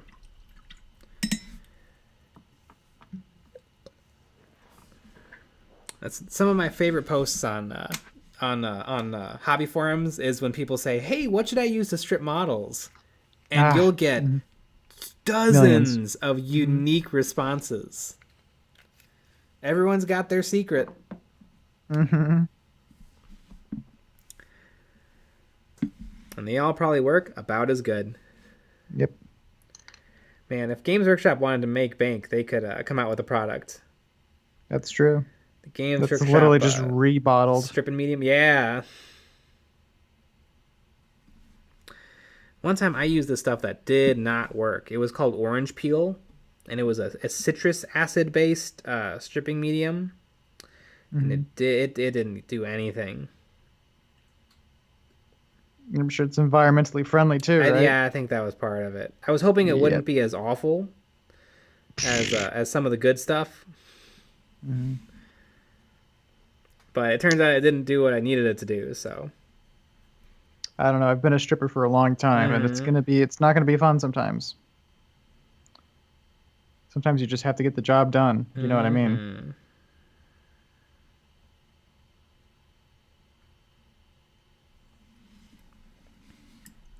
Can't wait to Tachyon arrow an orc battle wagon turn 1, take off D6 hull points. 120-inch range though, so maybe I'll be able to make it.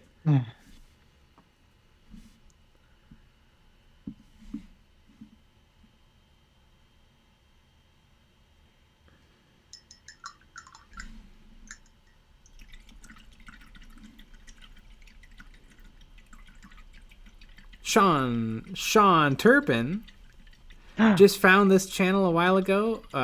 Been liking the basing videos. Short, sweet, and useful. Yeah. What's what we aim to do. Are you related to Craig Turpin? Because Craig Turpin is one of our patrons. Geeky Taniki D&E fan. Seem to remember citrus can strengthen certain paints. It's all that vitamin C. Yeah.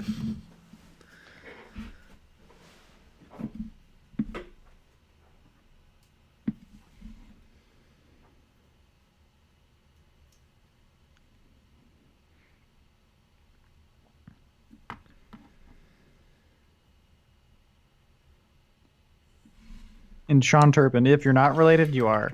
Yeah. Doesn't matter. I need my matte medium to fix some of the blends on this leg that are a little chalky. Sean Turpin, nope, no relation, LOL. Yeah, saw that too. Nope, you're related. What was it like growing up with Craig?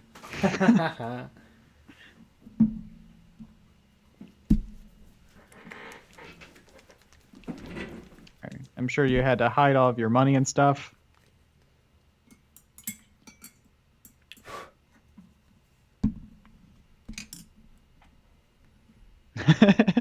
He was a jerk.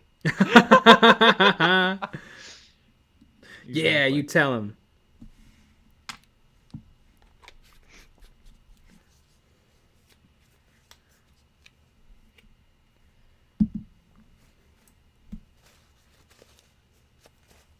This Gretchen's wearing a mask. Ooh. Very safe. I mean, it's a little bit more of a bandana. It's not like it's doing much.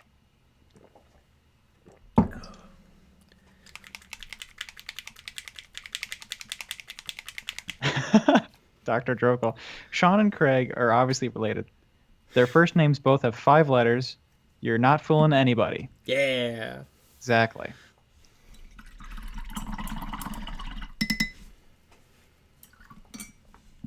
Sean and Craig, brothers forever. Perhaps an alternate account. Ooh. That's pretty spicy.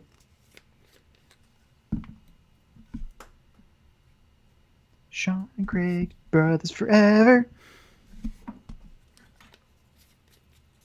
Hanging out. These are not the droids you are looking for. You know what are the droids I'm looking for, though? Those Star Wars Legion battle droids. I mean, you can buy them at any time. Probably a pretty easy paint job. Just tan and then a wash.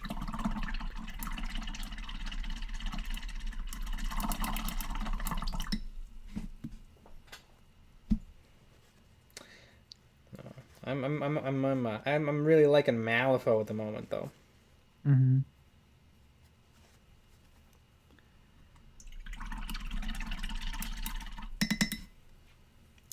Man, and if you look at Ewan McGregor, how old was Ewan McGregor? He was in his like 30s at the end of Revenge of the Sith, and then he's 80, 19 years later in A New Hope. The twin sons of Tatooine are not kind on the skin.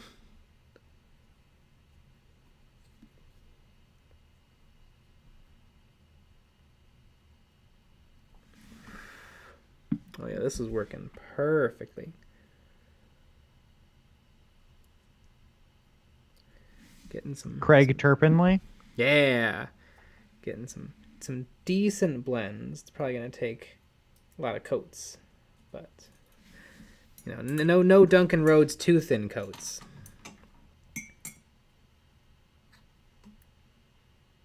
Malty thin coats. Mm-hmm. Malta Goya. Malta Goya. Everyone's favorite Yeah. drink. If anyone wants Malta Goya content, they should check out our Patreon.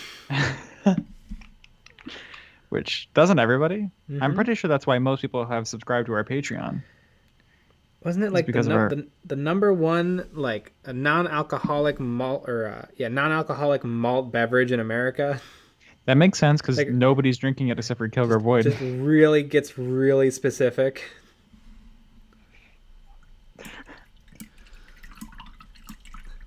Eons of Sock Puppets. The number one malt beverages in this containment unit that's made out of glass with this style of bottle cap made at this very specific factory.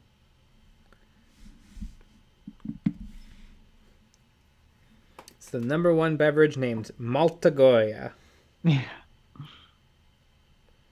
I think we're the number one channel called Eons of Battle. That's true.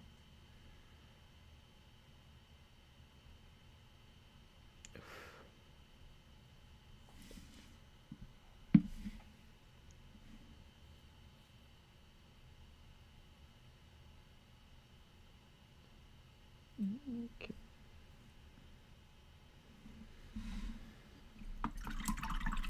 Yeah. This guy's looking hot.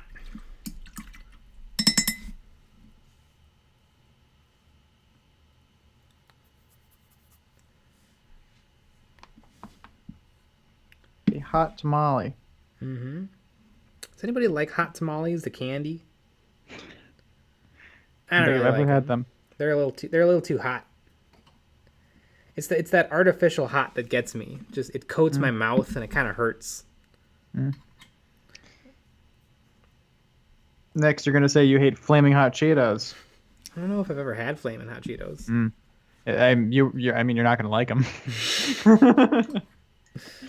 If you don't like those, you're not gonna like those. I'm sure flaming hot Cheetos are naturally flavored with fresh jalapeno, right? Yeah. It's not a couple of shakes of chemical. No. Couple of shakes of chemical. I think it says that right on the bag. Flavored with love and a couple of shakes of chemical. Joey Flores. I tried to, but didn't care for the artificial flavors. Now, real tamales. Love them. Holy cow. Real tamales are amazing. Love a tamal. Dr. Jokal. I like Mike and Ike's, the fruit version of hot tamales. Are Mike and Ike spicy? No. That's why they're the fruit version. Ah. They look the same, though. Oh. Or do they? I thought hot tamales were like a little red gumball. Are hot tamales pill-shaped? I thought they were a little round gumball. I mean, they're not. No. I don't know. I don't know. I have no idea. I don't even know what a hot tamale is. There's some spicy candy that looks like a little red gumball. I don't like either of them, but I don't really like Mike and Ike's either. I like my cakes. I'm not really big on candy anymore. I just get annoyed I have to brush my teeth right after.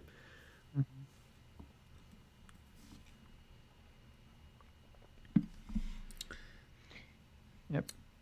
You've grown up in so many ways. No. Who are you? I think I mean I don't eat them ever, but I do like nerds. I always like nerds. You are what you eat. Yeah. Nerds are good. I like a lot of like chocolate. I like candy bars. I like nougat and caramel. So chocolate doesn't count as candy? Well, it's like a different. It's different. I'm thinking of like from I don't know. I guess I'm wrong, but candy to me is like it's like sugar, like Yeah, sugar. like chocolate. Like No, I get what you mean, like fruity. Yeah, Skittles, not lollipops, artificial. Yes. the pinwheel mints. Mhm. Ah, Dr. Joggle. Hot tamales are pill-shaped. Atomic warheads are gumballs. Interesting. Atomic fireballs, actually. I am Alfarius. I wrecked my mouth with sugar too. Yeah, a few too many days in the dentist chair. I love a kit. I love a cat. Ah, Kit Kat. Kit Kat's great.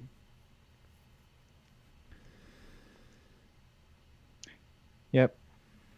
It's interesting though. So, but you like Sody Pop. I do like soda pop.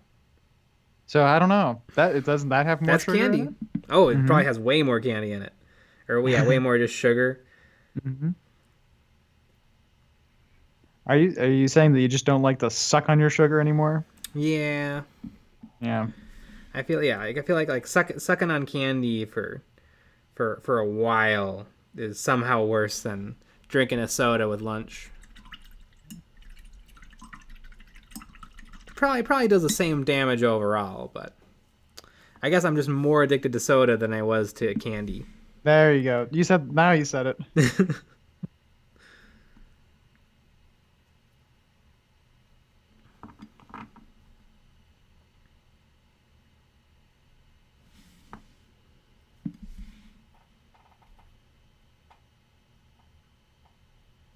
You know what was always a lame ass candy? Bottle caps. Yeah. I don't count this as candy. Do you like Tootsie Rolls? Yeah, they're fine. They're fine. Yeah, they're fine. I think at Halloween time, I think the Tootsie Roll got eaten last.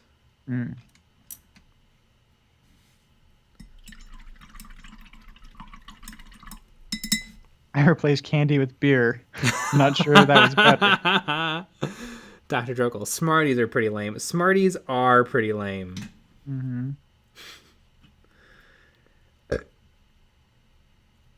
Like, Smarties taste like if you described candy to aliens, they would have made Smarties.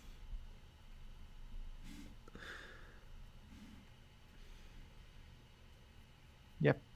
It's like, oh, sugar that you take in capsule form, and you flavor it based on artificial versions of fruit. We have reverse engineered this construct. You Earthlings call it candy. Delicious.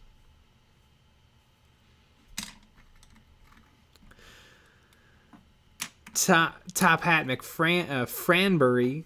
Tootsie Rolls get eaten first. Sacrifice the worst candies to the stomach gods first. Shock Tarts are foul. What's a Shock Tart? Is that like a Pop Tart, but candy? Or is that like a sweet tart but sour? Oh, you know what's even worse? What? Those like Valentine's Day hearts. Oh yeah, those are pretty bad. Those are not even candy or food or anything. You know what I never liked? I never really liked Starbursts. That wrapper is really on there. Yep. Again, having problems with getting things open. No, it was real work to get them out of that little wrapper. So you got to burn the calories that you're going to consume.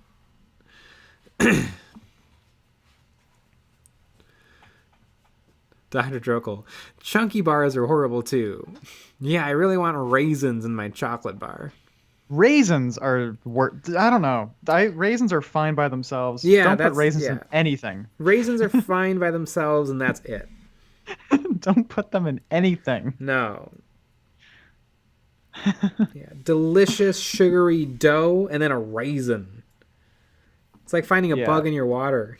Like just you can ruins it. tell. Like, you know, we went to college with a bunch of people. You could tell whose parents made like chocolate chip cookies and who made you know, cookies with raisins in it. Yeah. Like you can tell. There's a difference between the kids that got you know, raisins in their cookie dough or chocolate chips. Yeah, the ones with raisins were weaker people.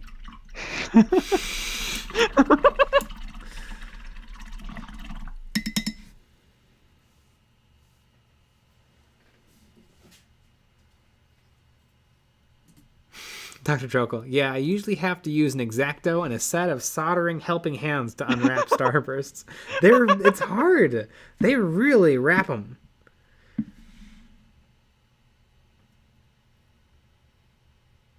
Yeah, it is. It is work.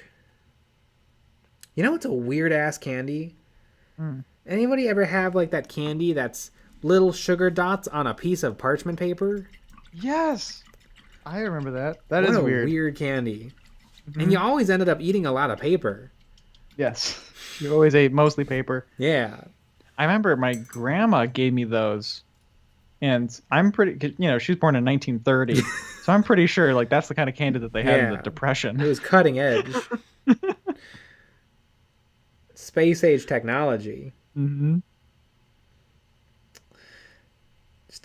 know, the paper makes it feel like you're getting a lot more candy than you're getting. Right. Like really, they got to flavor the paper. Sean Turpin LSD. Not quite. No, Close, though. You get a lot more paper than you do with LSD.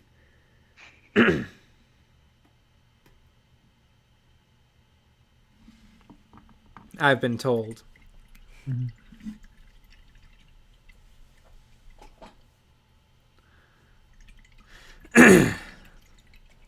Dr. Drokel, I've seen those dots on paper, but never tried them. Thought they were office supplies.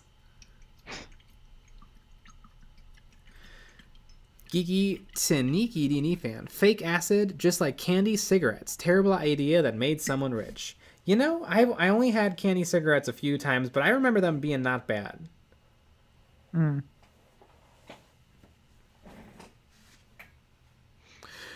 Brett S. All right, folks, bedtime. Have a good night. Good night, Brett S. Good night, Brett S. Sleep We will tight. miss you. We will think about you. Mm-hmm. And dream about us.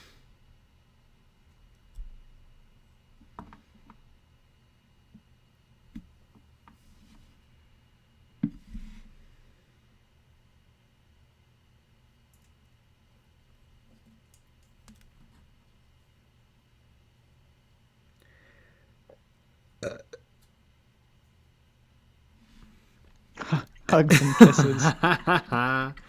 Geeky Taniki D&D fan. They were chalky as hell. Yes, they were.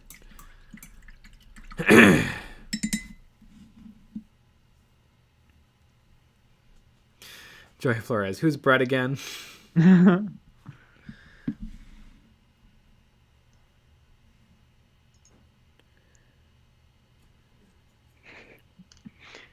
I love a good Patreon. Mm-hmm. Good Patreon patrons. And you too can be one of those. Yeah.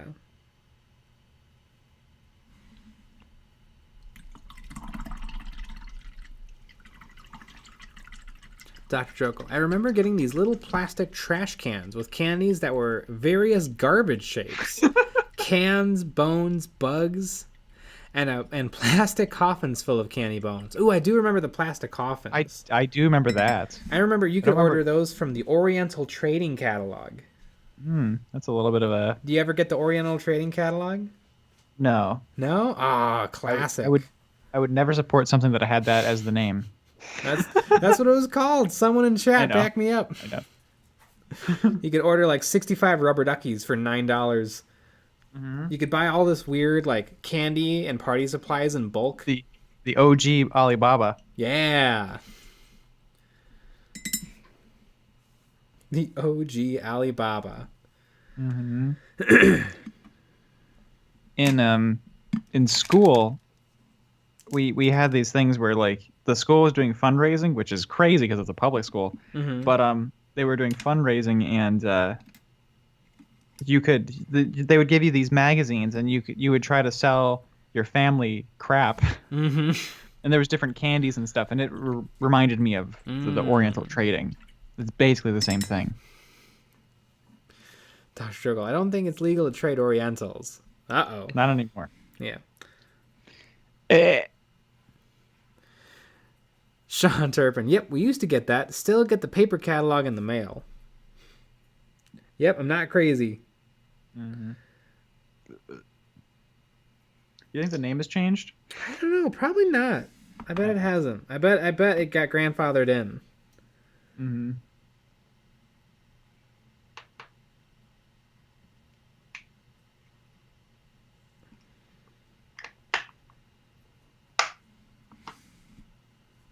Or what about Oriental rugs? It's a good point. Sold them every day at Steinhoffel's. I didn't sell them. I was just a warehouse kid. Yeah. You. I loaded them into people's cars. Oh God, it was the worst job. It's one of the worst jobs at Steinhoffel's. Was we had this section of hanging rugs, and like twice a week the rugs had to get reorganized because they would sell, and so we would have to take down all the rugs one by one and then rearrange them in order of descending price, and then we'd have to put up new stocks of rugs. It was so miserable because these rugs were like 8 foot to 12 feet, and so the way we got them down was there was this there were these metal arms, and we had to stick a drill socket and then just squeeze it for like a minute while this thing slowly lowered to the ground. And the display held, I think, like 20 rugs. Holy cow, could they have saved us some time by just having them in random order? Just let people paw through them and see the price. And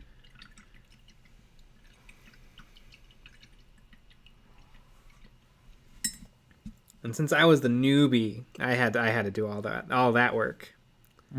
They'd play this trick on me. They'd play nose goes, but no matter what, I had to go.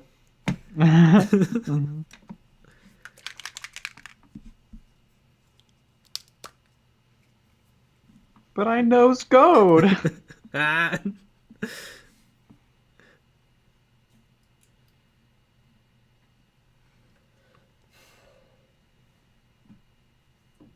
It was kind of fun. We got a new person in right before I quit, but I was nice to them. I didn't like do anything mean to them. Yeah, you only peed on them once or twice. No. I remember there was one day I was really sick, and I called in, and my manager's like, "I am sorry, but you have to come in because the new guy is on shift tonight." And I was like, "No," and I had to go in. Yep. That wouldn't fly today. Nope. I could say, I coughed on Tuesday. I can't come into work today. Yep.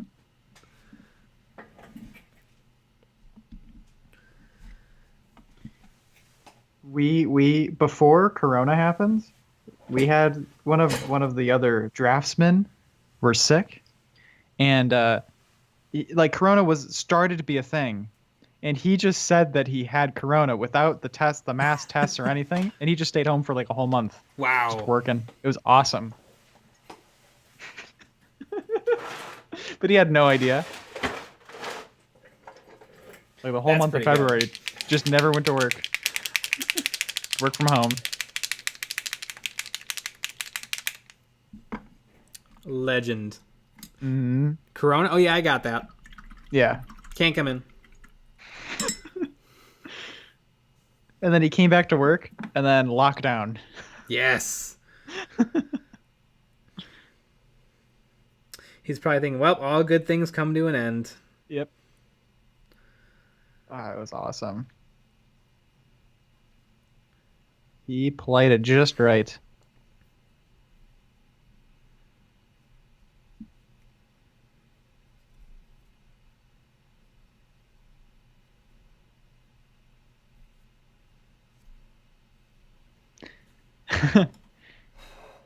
Dr. Drogle, saying you have it when you don't is the ultimate bad karma move, I feel.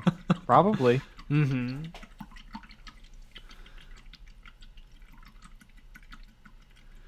Geeky Sneaky Deedy fan. Any of you watch Paint and Plastic? Amazing short docu about mini painting. No, I heard there was two little documentaries. Is Paint and Plastic the one that's from South Africa, or am I thinking of a different one?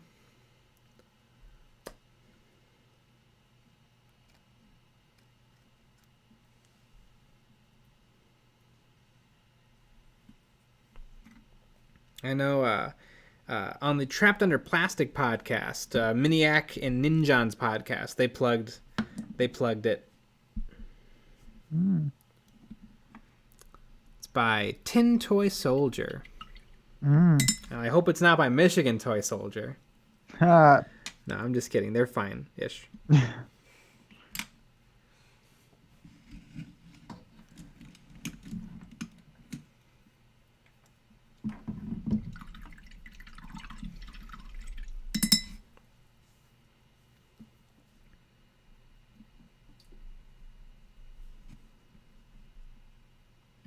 That's a lot of shade there, Jay.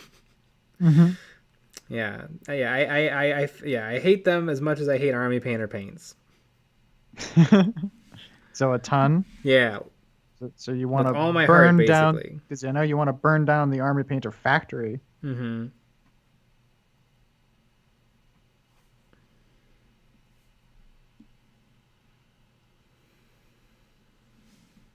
And I ain't talking Airgrax. No, you're talking Nuln Oil. Or some Drukari Violet.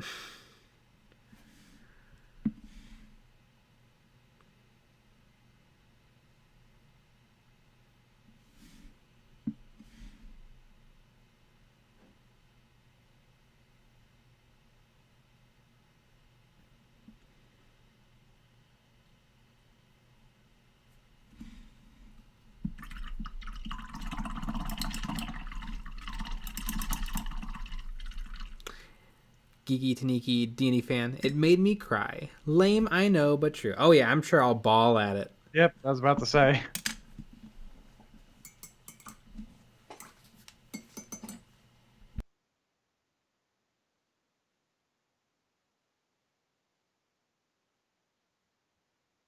Exactly. Ah, we're doing a little bit of the old. Maybe I should do the sound effect for it. I think that would work well. There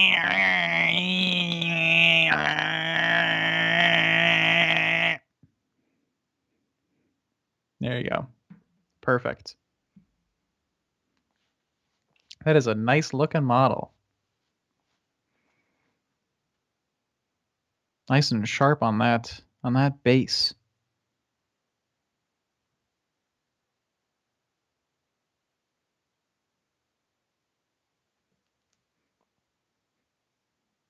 And I love his little scarab friend. Yeah. I have something kind of cute. I have the old Necron Overlord from 6th edition, and he has one of the scarabs from 6th edition. And the Indominus Overlord has an Indominus scarab on his base. That is very cute. Is it done? It's very close to being done. I'm painting the rim of the base because I'm about to varnish this model. And then the last thing I'm going to do is apply a little bit of white oil paint onto his weapon. And then it'll be done. Well, and then he'll be ready to let dry and then matte varnish him again. Mm-hmm. And if I had them, I would apply the micro tufts from Gamer Grass. shade. Mhm. Throwing shade. Throwing it on the ground. And if Gamergrass wanted to have more U.S. based suppliers, that'd be pretty sweet too. Hmm. We'll sell them. Yeah.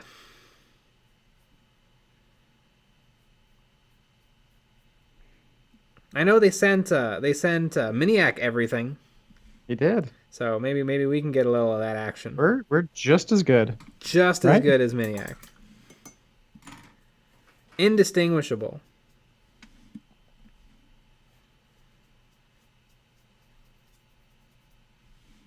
Yes. Miniac copies us often.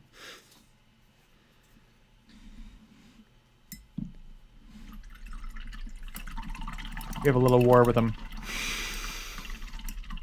Clip that, send it to him. Yeah. Joy Flores, you guys are good at this basing thing. You should make videos.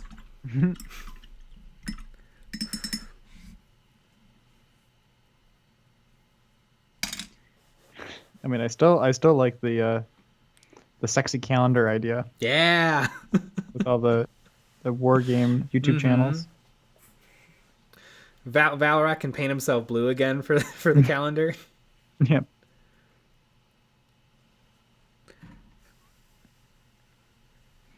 I still like Miniac, but just his glasses. Or no, it was Midwinter, but just his glasses. Mm-hmm.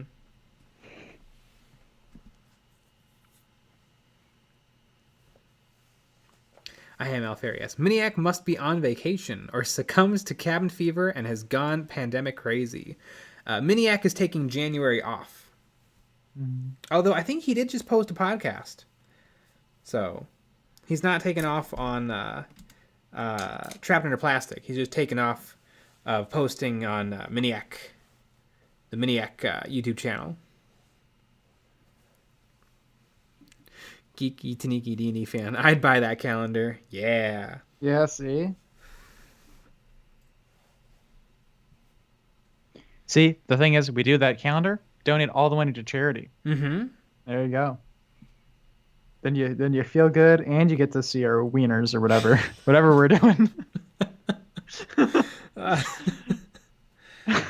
Oh my No, god. there would be miniatures that cover it. Yeah. Barely though.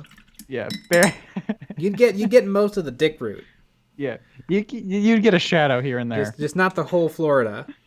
Mm-hmm. Exactly.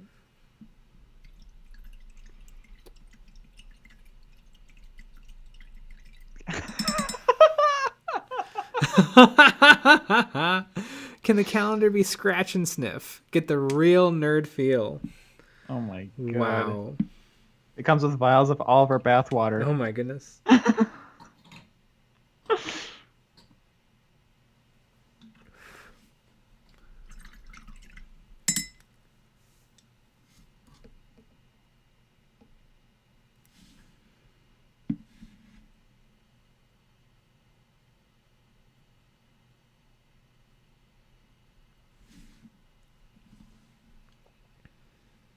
Yeah, we're sending some emails out now. We'll see what comes back. But really, it's you guys that have to make it happen. Yeah. You know, you guys gotta say you want it.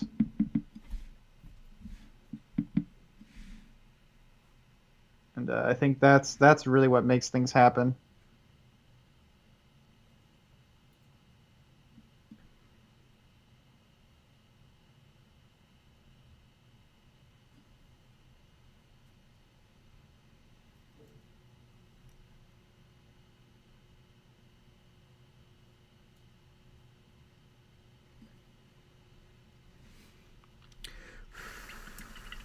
Maybe a lot of the simping comment robots will buy it. Yeah. We haven't been getting those recently, I feel I like. know, it's annoying. I like them. I think we need more.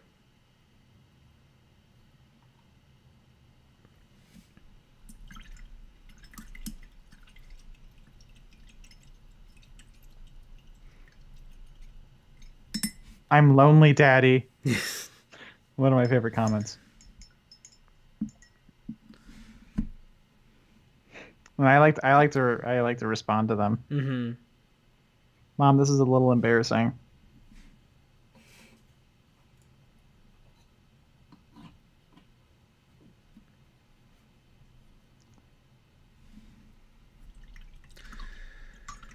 All right, is he done? I could do a little better job in his pipe. Corn cobbed. Mm-hmm.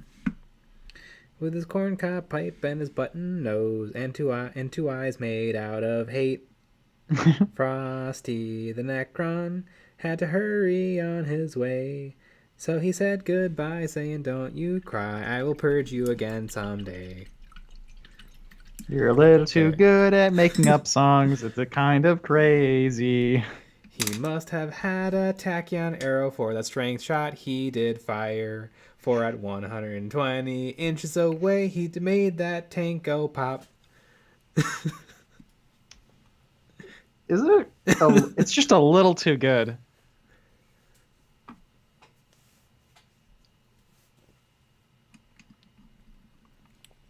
You're what we call in the biz a quickie dicky. You can really sing it.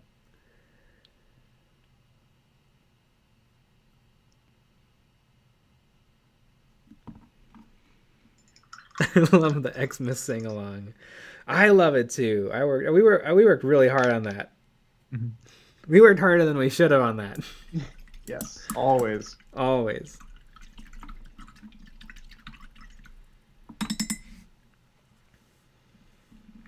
One day, Eon's Battle will be synonymous with 40k music. Yeah.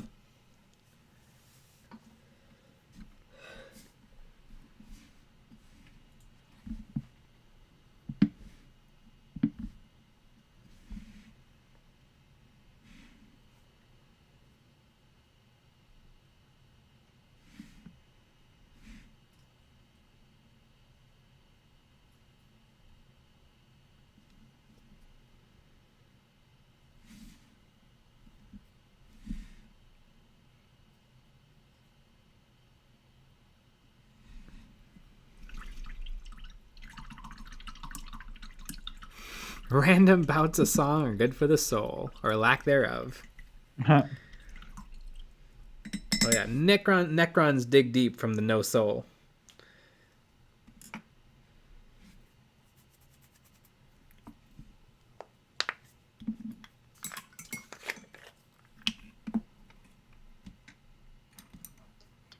Two eyes made out of hate. Oh, man. Oh, did you see that we had another comment about someone who has worked at Games Workshop or for Games Workshop and has said that Games Workshop has absolutely designed their paint pots to dry out. Huh, interesting. Because we've gotten those comments before where people have said, well, actually, I've worked for Games Workshop, and they told us that they want the paints to dry out. I wonder what department do you work for that you get access to that information? I don't know. We'd have to look at the. Presumably, they want to keep that on the hush hush. Mm-hmm. I can believe that they have statistics that the paint dries out, but aren't willing to change it.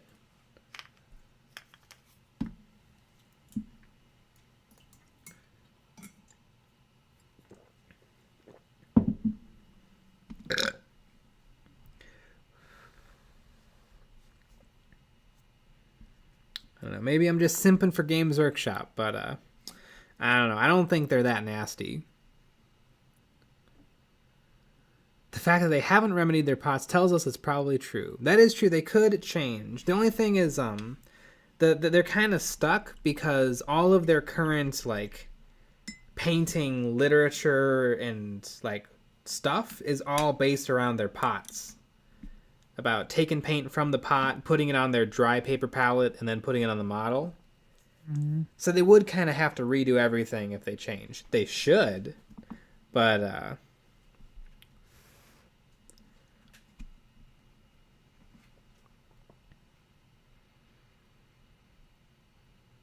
All right. I think I could do one more little thing.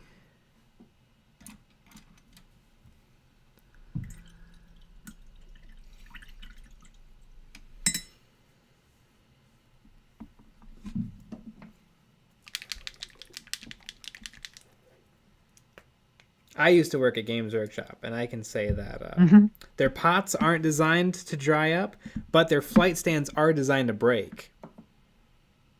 There you go. Yeah, I actually my job at Games Workshop was I stocked the vending machines, and so I actually got access to a lot of the behind the scenes. Yes. And also they go through a lot of Funyuns there. It's pretty crazy. That, you know what? Is that crazy, or does that just make a lot of sense? In Nottingham, I love their Funyuns. Yeah, Funyuns and tea. You wouldn't think they go together. Yeah, But they really do.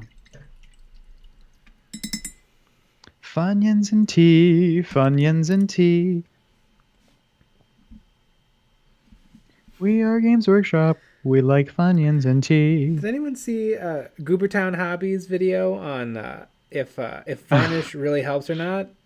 And not only did he wear an amazing outfit, but he was eating Funyuns for half the video. It was great. It was for a science experiment where he wanted to see if Funyun fingers would help to deteriorate the model's varnish. But it's a fun video.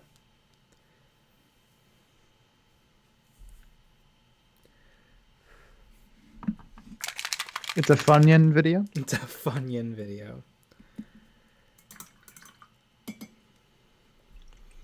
Funyuns are fun. Funyuns are fun.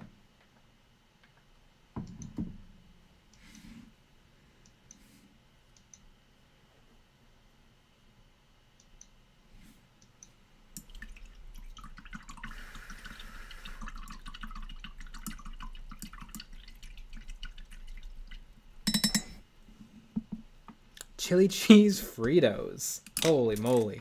Oh, I've had those. Are they good? I don't know. I get sick of them. I don't know. You would have to try them. They're interesting. You're not a fan of Fritos in general, though. Fritos. I think I like. Are Fritos? Fritos are the little long Corn. rectangular corn chips. Love Fritos. What's wrong with Fritos? I thought you didn't like them. I thought you hate everything. I thought you thought you didn't like them. Bomb chips with beans. Holy cow! Yeah. If you're feeling lazy and you have some taco meat, just pour them into a bowl of Fritos. It's wonderful. Maybe a little dollop of sour cream on top. Nothing helps it more than just a blob of spoiled milk. All right, time to smash this guy with a little varnish and then prepare an oil wash. Oh, did I get a little red on the tip? Hate when I get red on the tip. Yeah, it's a little awkward.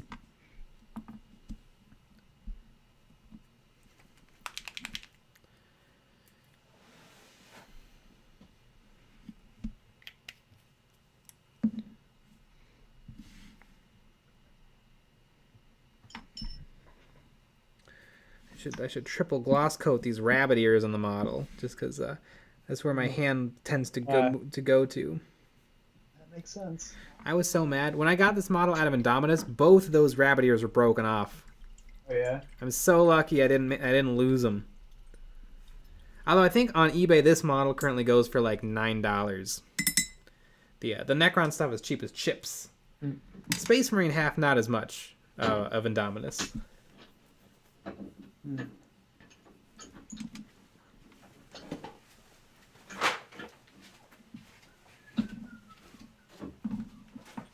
Gotta move my lights.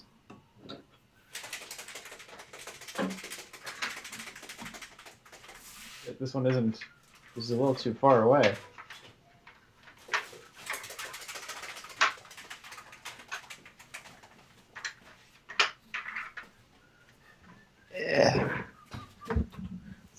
a little closer.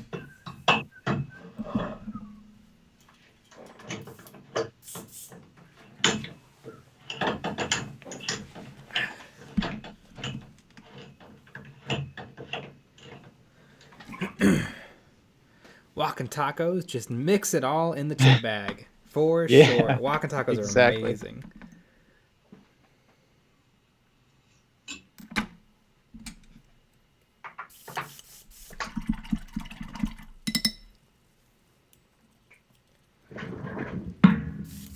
Oops.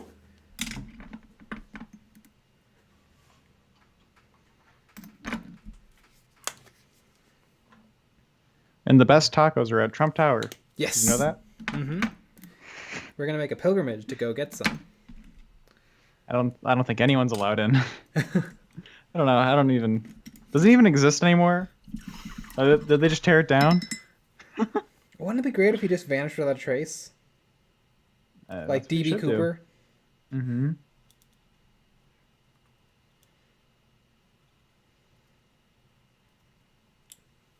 DB Cooper probably went out with a little more style and grace. That's true. Although, didn't he only ask for like 100,000 in cash? Mm-hmm. You know, you've hijacked a plane. You can ask a little more. Mm-hmm.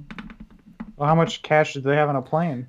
Well, I don't think he landed the plane, so they were on the ground. Mm. I guess maybe it's easier to scrape together 100 thou. That's true. Probably a lot harder to trace.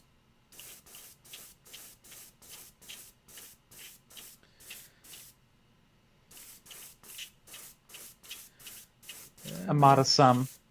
Airbrush is being a little spitty, but I think I'm gonna get the job done anyway.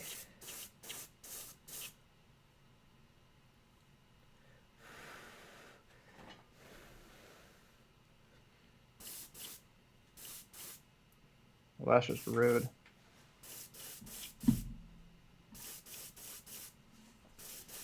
Spitty airbrush. Yeah, haven't given the old girl a cleaning in a bit.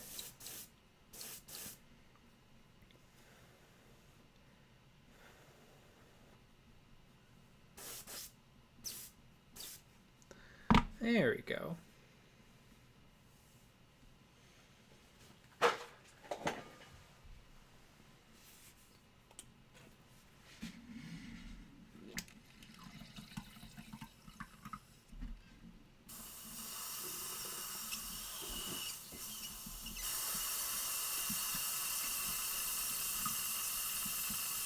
Fun sound.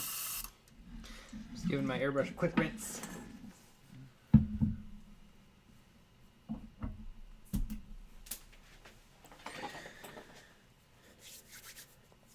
Can we trade him for DB Cooper? Mm-hmm. I would love to know what happened to DB Cooper. I mean, he almost certainly just hit the ground and died. Yep. But That's exactly what happened.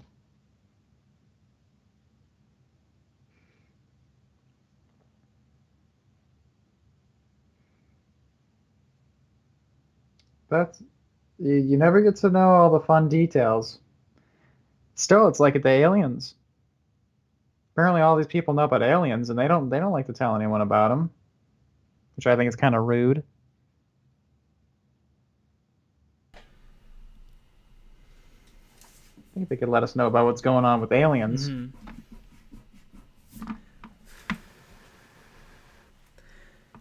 Be amazing if DB Cooper's out there. Never spent a dollar of it. Mm-hmm. No one ever heard from him ever again. I mean, no one ever knew who he was. Mm-hmm.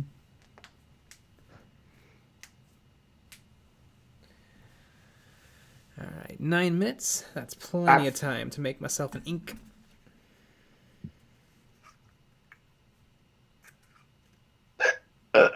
Exactly.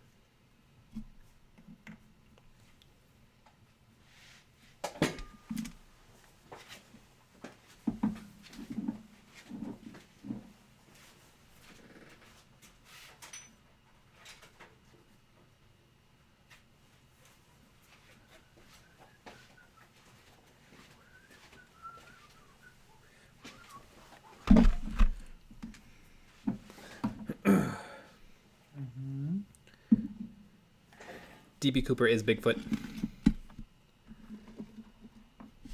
Otherwise known as Biggish Feet. Why is Bigfoot called Bigfoot? I think they found some big feet tracks or something. I wonder, is that like a Native American name? Sounds like it could be. I think there's people always say that the Native Americans didn't have a lot of words for fake things. Mm. And they did have stories of hairless people from or hairy men from the forest. Mm. I mean, they could have just been talking about hairy people though.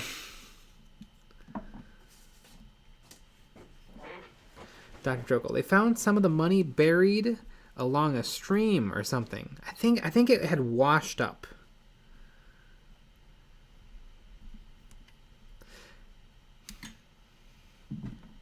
Dr. Jokel, they saw the size of his wang and figured he must have big feet. Yep. Yeah.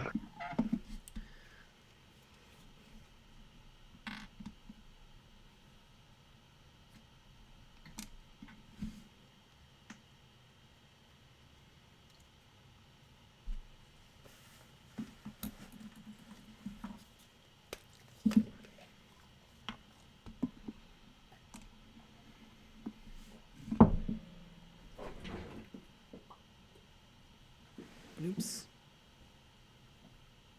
Yeah, I'm making a mess. Because they're so high. Mm-hmm. Maybe just a little bit more white ink.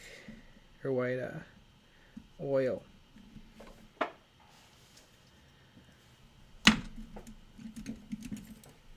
Was the white oil the one that you were having problems with? Wasn't there it was a color? The black oil. The black oil. It was I can see the pigments when I water it down.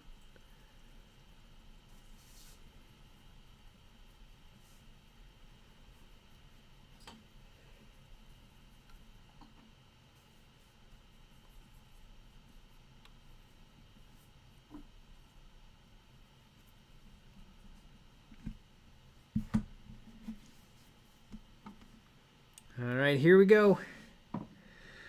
Hold your breath. Oh, it's probably a little too thin. Can I breathe now? No, you're gonna be holding it for a while. I died. You heard it here, folks. I died. Mm-hmm. I died doing what I loved, holding my breath.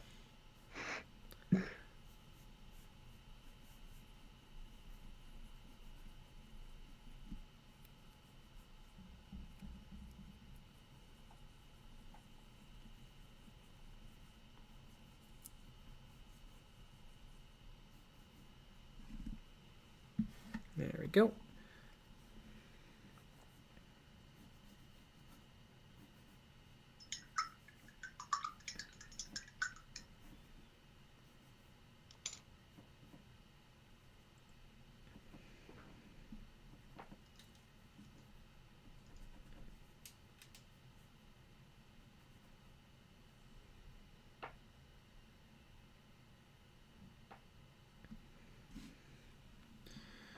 Yeah, that's looking like something.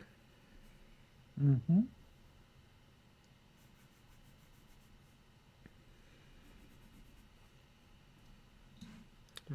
Might need a second coat.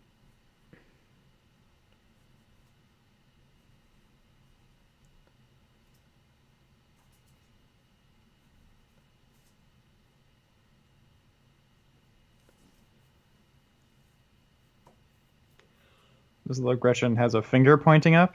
Mm-hmm. That's like a up yours kind of a move. Nice. Oh, that is doing just what I wanted it to.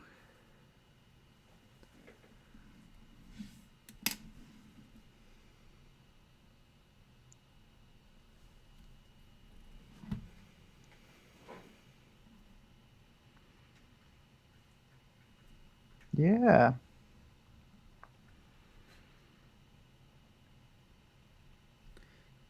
And once that's dry, probably tomorrow, I can throw a matte coat on. It's so satisfying to watch that tiny circle get filled in. Oh, for sure. Mm-hmm. Maybe that can be a video, just watching pin shading. That sounds like a TikTokable Yeah. Instagram Reels fun. Mm-hmm. Watch these circles get circled. It's like watching, what isn't it? Is it royal icing that flows? Yes. Yeah.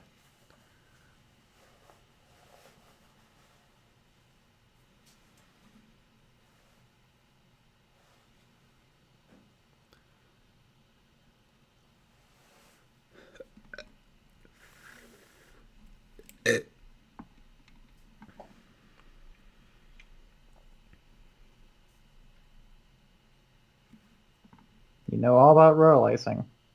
Mm-hmm. It's hard. Yeah. That's what we know.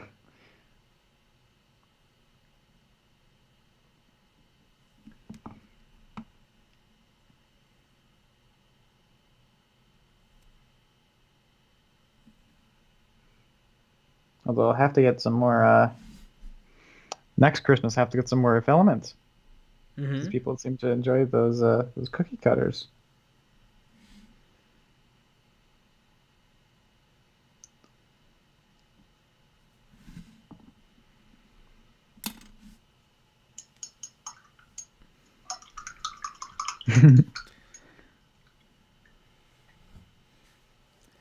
Yeah. This Overlord is looking sweet. Mm-hmm. You're overjoyed by that Overlord. Mm-hmm.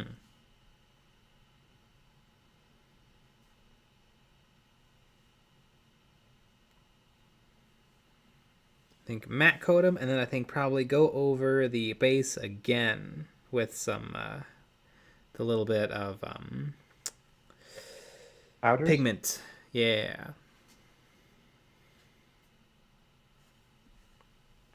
Oh, and his little scarab friend Mm-hmm. just crawling along after him. Yeah.